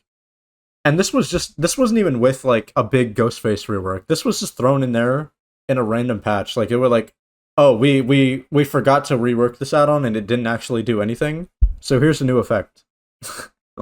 Like what? And they just like add like one of the most insane ones ever. Like I would say if this was an ultra rare, it would make sense, but like Jesus Christ. Oh my god, you know what made me realize? Like I wish Pyramid Head had this add-on. Like when sending someone to a cage, like he gets like a pain res effect. That'd be cool. But we don't really see this too often, and the situation where this happens is like you have to mark someone on a gen, which basically means you probably won't get that much value out of the exposed. Um, but it is slowdown. It's a bit of a trade-off. It doesn't really come with any harsh downsides, but like, you know, it's not gonna happen that much in the average match. But when it does, it's really potent. So I'm probably gonna put it like around a similar ranking as the last one, maybe a little higher. Um, I don't know. Kind of hard to rank. Maybe around there. High C. Use driver's license for their streak. I could see why. Just basically gives you like a random extra like um gives you like a random extra slowdown perk. I don't know, maybe that's higher than I think. I don't know. I think maybe B tier is worth it. Um and then last one I actually only vaguely know what this one does. Night vision monocular. Survivors suffer from the exposed status effect for 10 seconds after revealing you. Why? Who knows? I don't really know what this add-on is supposed to do. Banking on failure because you have to get revealed. I don't know, this one just sucks. Like, compared to VDR, which you have more control over, this one's just bad. Like, I don't know. Spring tier. I can't really, like, give that one that much of a pass. Triggers overwhelming presence. Yay! Um, Next is ultra rares. Outdoor security camera. The auras of all survivors are revealed to you for 7 seconds after putting a marked survivor into the dying state. Not bad. You can't really do anything with that aura other than just like know like roughly where to go next. But it's not like you can get any like snowball off that. It's just something you'll kind of have to keep like in the back of your head after you hook the survivor. Like if you see someone like on a gen or rotating for an unhook, you can maybe like change your hook positioning a little bit to like match you know, to go near them a bit. But overall, not impressive. I would say around like Amanda's letter tier, similarly to the other one. And honestly, like same can be said for his other iridescent, the ghost face caught on tape. Uh, this one recharges Night Shroud instantly after putting any survivor into the dying state, which is nice. I mean, it rewards you for downing survivors. Good, great, wonderful. But your ghost face is the thing, and like we discussed earlier with the chewed pen, when you have a survivor in the dying state, you like they just turn your power off. Like all they have to do is just keep looking at you, and even if you get your power back instantly, what are you supposed to do with it? They're just gonna reveal you like immediately afterwards. So it's just kind of antithetical to like the point of the killer, where it's like you can't slug as the killer because they don't let you. But this add-on is kind of like a slugging add-on. It's like, okay, I down someone and then like I can maybe get like another mark, but like no, I can't because I have to like get away from the slug on the floor. What's the point? Like if you just pick up and hook normally without this add-on, like your power is going to be back by then. So and you'll be in a much better position. So what's the point? Like this add-on could be so much better, but I think it's really bad right now. I just think like there's no real strong reason to run it because like unless you want to go for like force slugging, like it's so hard to really make work. Okay, how many killers have we done uh since starting today's stream? Because we got all the way up to Ghostface, about to get up to Demogorgon. How many killers does that math out to in total? We did Spirit, Legion, Plague, and the Ghostface. So that's 4. And I said I'd do a similar amount today to last stream. Last stream I did 3. But I'm gonna make up for last stream only being 3. So I'm gonna actually do 5. We'll do 5 killers today, and we'll round it off with the Demogorgon, one of the killers of all time, for sure. Like, what can you say about them? They exist. They maybe revolutionized like killer design, like modern killer design in some ways, and have like just fallen so far behind uh, at the same time. And it's a little sad, to be honest. Like I feel for the old Demogorgon because like they did so many things right with their design, and they just like didn't maintain it. I don't know. Like, has a killer ever had like as much of a fall off in like terms of public favor and like reputation? I don't know.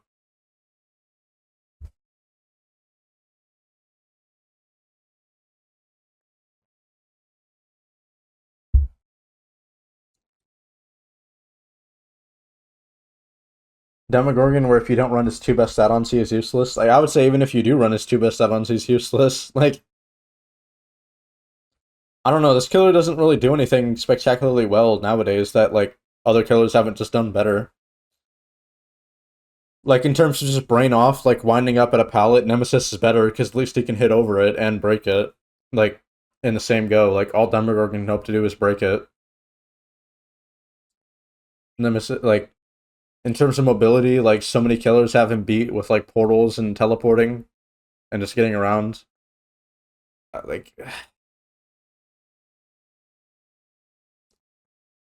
hello Raven, welcome in. I think his pallet break cooldown needs to be lower. I don't think it's like about as low as it can get. Like it's like 1.8 seconds, right? It's like brutal speed already. Like I just think he needs more. Like he needs to be able to do more is the issue. Like I don't really know like how much more he could do, but like I the killer design is just fucked. Like, it was kind of banking on the fact that it was kind of a new thing when he released to have like a short range like dash killer that can break pallets, but like so many killers just do that better now. Like we have long range dash killers that can break pallets. We have like short range dash killers that like have better dashes, have multiple dashes, you know, they do all this other stuff. Oh, I'm getting a phone call. Hold on, chat room. Okay, well, I thought that would be important because I don't really get phone calls that often, but that was actually pointless as fuck. We're back. Yo, how's everyone? Did you miss me? Wish he can charge up and range fast. That would be an amazing buff. I don't know, like, he's one of those killers where I feel like if you buff anything, like, about him, the design would kind of fall apart and he would just be, like, obnoxious in some way. I the design, like I said, is just kind of fucked. Like, his chase power, for all intents and purposes, is fine. I don't know how you can make it better. Like, I would say, like, the only idea I can think of that doesn't give you, like, some technical rework that requires, like, new animations is I think it would be cool if, like, if he came out of a portal, he got, like, a temporary buff where his shred did, like, double damage or something. It did, like, exposed effect, or insta down, I should say. Like, I think some way to let him, like, have more lethality would help a lot. Like, I don't think he needs better pallet break or, like, anything like that. And his mobility is almost about as good as it can get, like, right now. Like, I think it's fine. But, like, I really have no clue what else you can do other than just, like, adding some new feature to the killer. He can't play drop tallets typically. Yeah, and that's, like, kind of his whole thing. I mean, like, he can play most windows as like, a counterbalance. Alrighty. Let's just fucking get into it, huh? We'll start with, Blackheart. This one decreases the attack cooldown of the shred when you hit a survivor by 10%. So down from 2.7 to 2.43 seconds. Not insignificant. Like, this is definitely, like, starting strong as one of his best add-ons already. Um, but, like, how much does that do for him, really? Like, it's hard to say.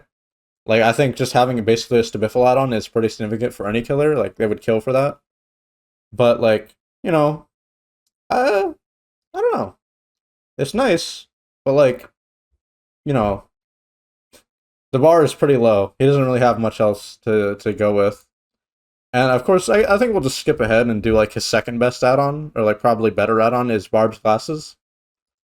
Same concept, but reduces the cooldown when breaking pallets and walls by 10%. So down from, I believe, like 1.8 seconds or something to, like, however much that is.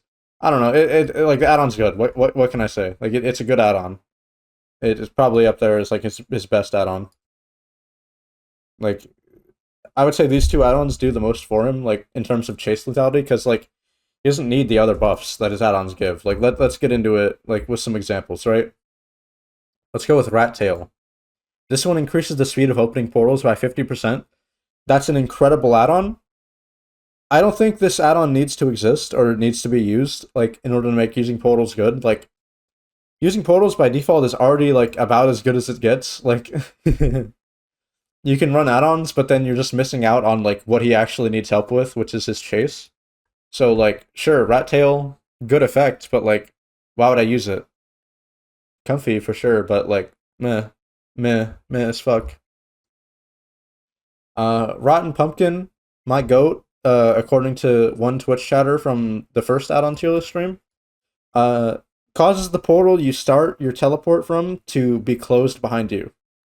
So, I think this add-on is cool, because it actually lets you have some control over your portals. You don't just run out of them eventually. Demo is actually one of the only killers who I believe, like, you can't, like, close your portals yourself. And if people don't close your portals, you're just stuck with a useless portal for the rest of the game. I don't think you can recycle them at all. So this add-on is neat because you can just kind of set a throwaway portal to teleport somewhere you need to go, and then not worry about it. But it's still a bad add-on. Like, I don't think you need this at all to like play the killer. Like who's gonna run out of portals as demo? Like I don't know. I'm not gonna like do the whole like Mr. Crocker like song and dance and say like F. Like I don't feel that strongly about it, but like F. I'm just not enthused.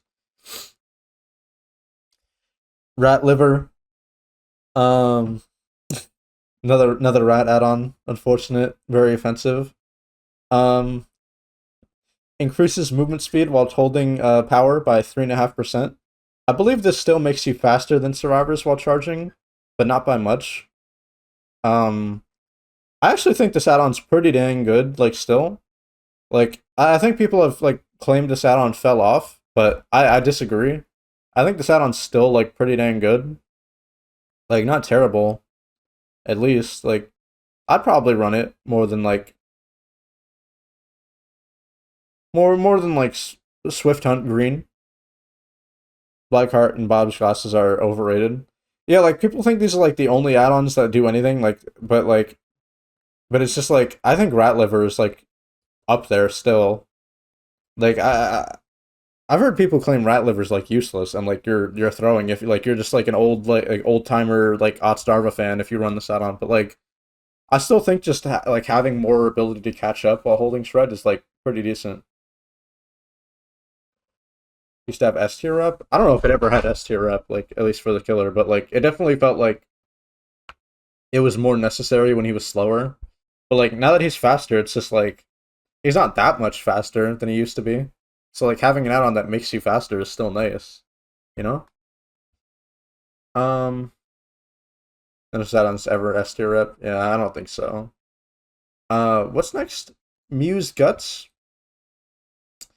reduces the attack cooldown of misshred attacks by 11% and increases the number of available portals by 1. Two buffs that I literally would not be able to notice in an average game because, like, for one, I don't run out of portals, and for two, like, how are you missing the shred? It's like the biggest hitbox in the game. Like, sure, like, but like, no, I don't really need that. I would say honestly lower than any of like plague or spirits add-ons here. To be honest, it's so meh. I'm gonna learn what a lot of demos add-ons names are like here because they're all so ass and uninspired for sure. Sticky lining. This one increases the area effect of portals by 2.5 meters. So you can see like the killer instinct when charging your shred, and survivors get the oblivious effect, I think. Uh hooray. Like am I supposed to cheer and like clap and squeal and cheer again? Like I don't care. Like this add-on really doesn't like accomplish anything for me. Like it's technically good, but like whatever. Like gives more hidden portal value for gen visibility on the fly. Yeah, but like the portal has to be active for them to have the AoE. Is the problem, which is like why like a lot of these add-ons don't really do anything because a lot of people will just seal the portal if it's like really an inconvenience. Um, viscous webbing. Speaking of sealing portals, this one increases the time it takes to seal portals by 10%. Fun fact about like these add-ons, they keep getting nerfed like for no reason. Like every time Demogorgon gets changed, they'll just randomly nerf the sealing like portal add-ons, and I don't know why. I think it's because like a lot of Demogorgons like that you play against will tend to run like really like unfun like portal builds that are reliant on like just constantly teleporting over and over. But like I don't know why they keep nerfing these add-ons. Like I don't think they've ever been like considered great or like held in high regard. So honestly, I would just yeah, it's really bad. Like especially considering they keep getting nerfed. Like I don't know what you want me to say about like sealing time and portal recharge time. Hello, chromified dude. Oblivious is the physical boundaries of the portal, while the killer instinct is slightly larger. This increases that range, not the other ones. I see. Okay, so it doesn't even increase the oblivious effect. So honestly, that lowers it for me the way I thought it did. Well, that's sad. Last green. Rotten Green Tripe increases your teleportation speed by 15%. Hooray. Like, you're probably barely going to notice the difference. Uh, you don't need this add-on. You're fast. You're plenty fast while teleporting. D tier, like, it helps, but oh well. Not enough to really impress. Just try and get through the rest of these quickly, to be honest, because like a lot of them are really, really, really lackluster and boring to talk about. Um, Thorny Vines increases the area of effect of active portals by 1 meter and increases the sealing time of portals by 8%. So instead of two lackluster buffs, just like one by like instead of one lackluster buff, you get two of them with like even less like percentages. Like wow, yay! This is horrible. This is actually worse than like both the other ones. Honestly, like why? Why would I want this? This is so bad. Like at least the green ones were like bigger percentages. This is like 8% sealing speed. Like what is that? Like a quarter second like longer to seal the portals? Give me a break. I'd be surprised if it was even that much, to be honest. Uh, Very offensive add-on here. Deer Lung increases teleportation speed by 30%. At the cost of reducing the number of portals by -2. And I said before, like I don't really run out of portals like while playing this killer ever. But with this add-on, I think it's actually a lot more like possible to do. Like like I think this add-on's downside actually like hurts a lot more because like you don't need the speed that badly for one, and for two, like the reducing the amount of portals means like you might actually run out of portals and just have like bad portal placements for like the whole game, which is not great. So honestly, I would just say F, like low F. This one sucks. Um, Getting through the rest of the blues, we got 11 soda. This one makes it so auras of generators that are being repaired by survivors are highlighted in yellow while you teleport through the portals.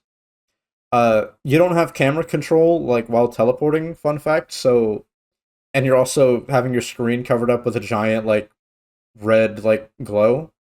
So this add-on is like actually incredibly hard to see the value of because like someone might be doing a gen behind you. Uh, so not great. I would just honestly say F. Like you'll probably barely notice the effect of this add-on, like in an average game. And then what is this? Violet Wax Cap. Extends the undetectable status effect gained after emerging from a portal by 1 second. I have the same thing. You get one more second of like a useless undetectable effect. Like please just stop trying to like I swear to God, like Prestige 100 Demogorgon must be like an exercise in like it honestly feels like I'm mismanaging my finances, like if I prestige this killer, because you just like spend so many blood points on worthless add-ons. Like there's so many that just don't do anything. Springtrap release add-on gave 10 seconds of undetectable. What the fuck is 1 second? Right!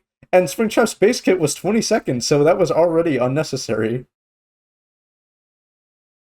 Ugh.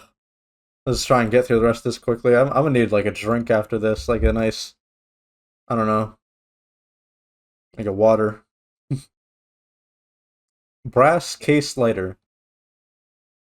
Survivors suffer from the blindness status effect while cleansing portals, and this effect lingers for 60 seconds afterwards. Why? Why though? Is odd. They like you just can't catch a break. Like, why is a blindness add-on a blue? Why it like the Legion one was a brown add-on and it lasts the same amount of time? F like Jesus Christ. And you have to be near like an active like open portal and be sealing it. Like you can't. Oh my god! What am I supposed to say? Just me, brother, gonna give him a Pyramid Head style add-on pass. P100 demo is a long-term investment. Buy low, sell high, except the prices don't change. Like there's no supply and demand in the entity's realm. Let's see. Also, like, Precision Hornet and Demo has proven itself to be like a bad investment because like all of his add-ons just keep getting nerfed every time he gets changed. Like I said, like they keep like subtly nerfing his add-ons every time they change him, and it's like all the ones that no one ever uses anyway. So I don't know what the point is. Like for example, Lifeguard Whistle, uh, increase the number of available portals by two. Sure, I mean that's nice to have more portals. It's one of the first add-ons where I don't feel like it's completely like worthless for the portals because more mobility is nice, but like I still firmly don't think you need this add-on like over anything else in particular. And next up we have one of the unknown's eggs, which reduces the recovery time after teleporting through portals by 2.5 seconds. Why would you want to teleport like 2.5 seconds faster? I don't know. Uh, I don't think you would. I think this add-on is bad. I think this is a waste of blood points to buy. Um, and then what the hell is this? Upside down resin increases sealing time of portals by 20%. You're not beating the useless allegations, no matter how much you increase the percentage of that. I still don't think like sealing portals like takes that long to where you need an add-on to make it longer. It's not even that necessary, really. Let's be honest. Vermilion webcap extends the undetectable effect when emerging from a portal by 3 seconds, so up to 8 seconds instead of five. Sure, like this is passable. Like you get the skull merchant's undetectable effect length. Like I guess that's usable. Uh, Red Moss extends undetectable status effect after emerging from portal by 8 seconds, so up to 13. Suppresses all noise related to emerging from portal, and increases the time required to emerge from portal by 15%. Not bad. Uh, if you kind of want to use the teleports like Springtrap does, but like I think that's just a bad way to play the killer. So like I don't know. I don't feel strongly enough about it. I would still say like around C tier, like whatever. Definitely better than the purple one, of course, but like I don't really think the purple one is like that useful, unfortunately. And then Lepros Lichen, and yes, that's how it's pronounced. The auras of all survivors are revealed to you while traversing the Upside Down. This effect lingers for 3 seconds for all survivors within 16 meters of an active portal. Uh, I don't know why they nerfed this add-on. Like this was the most like nothing burger add-on ever. But like, okay, now it's just worse. So thanks for that. Like, still good. Like, it's basically just free info. Like as you're teleporting. But like, why though? That's my issue. Like, why? Okay, managed to make it just before the ad.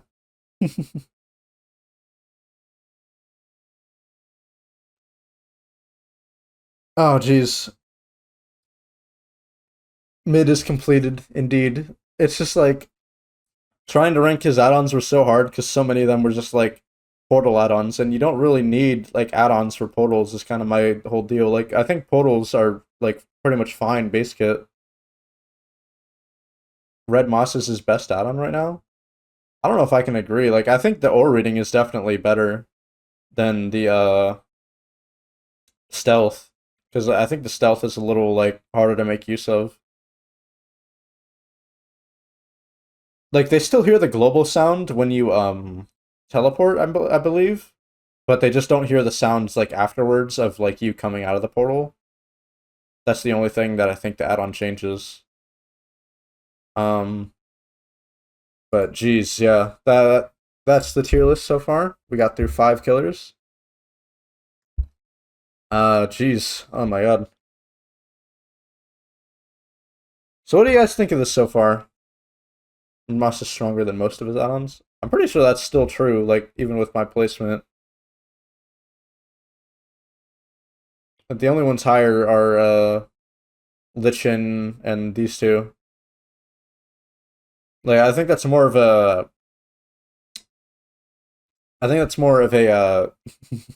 How do I say this right? That's more of an indictment of how bad most of his add-ons are than like you know praise for red moss.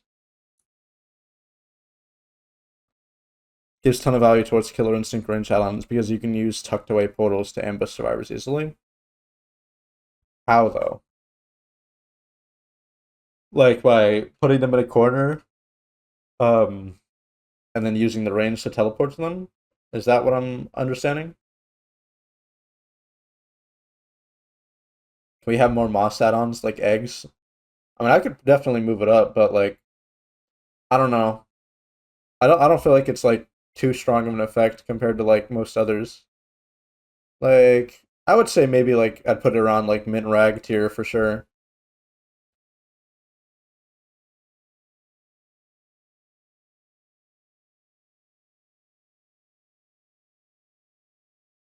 Ugh, mercy.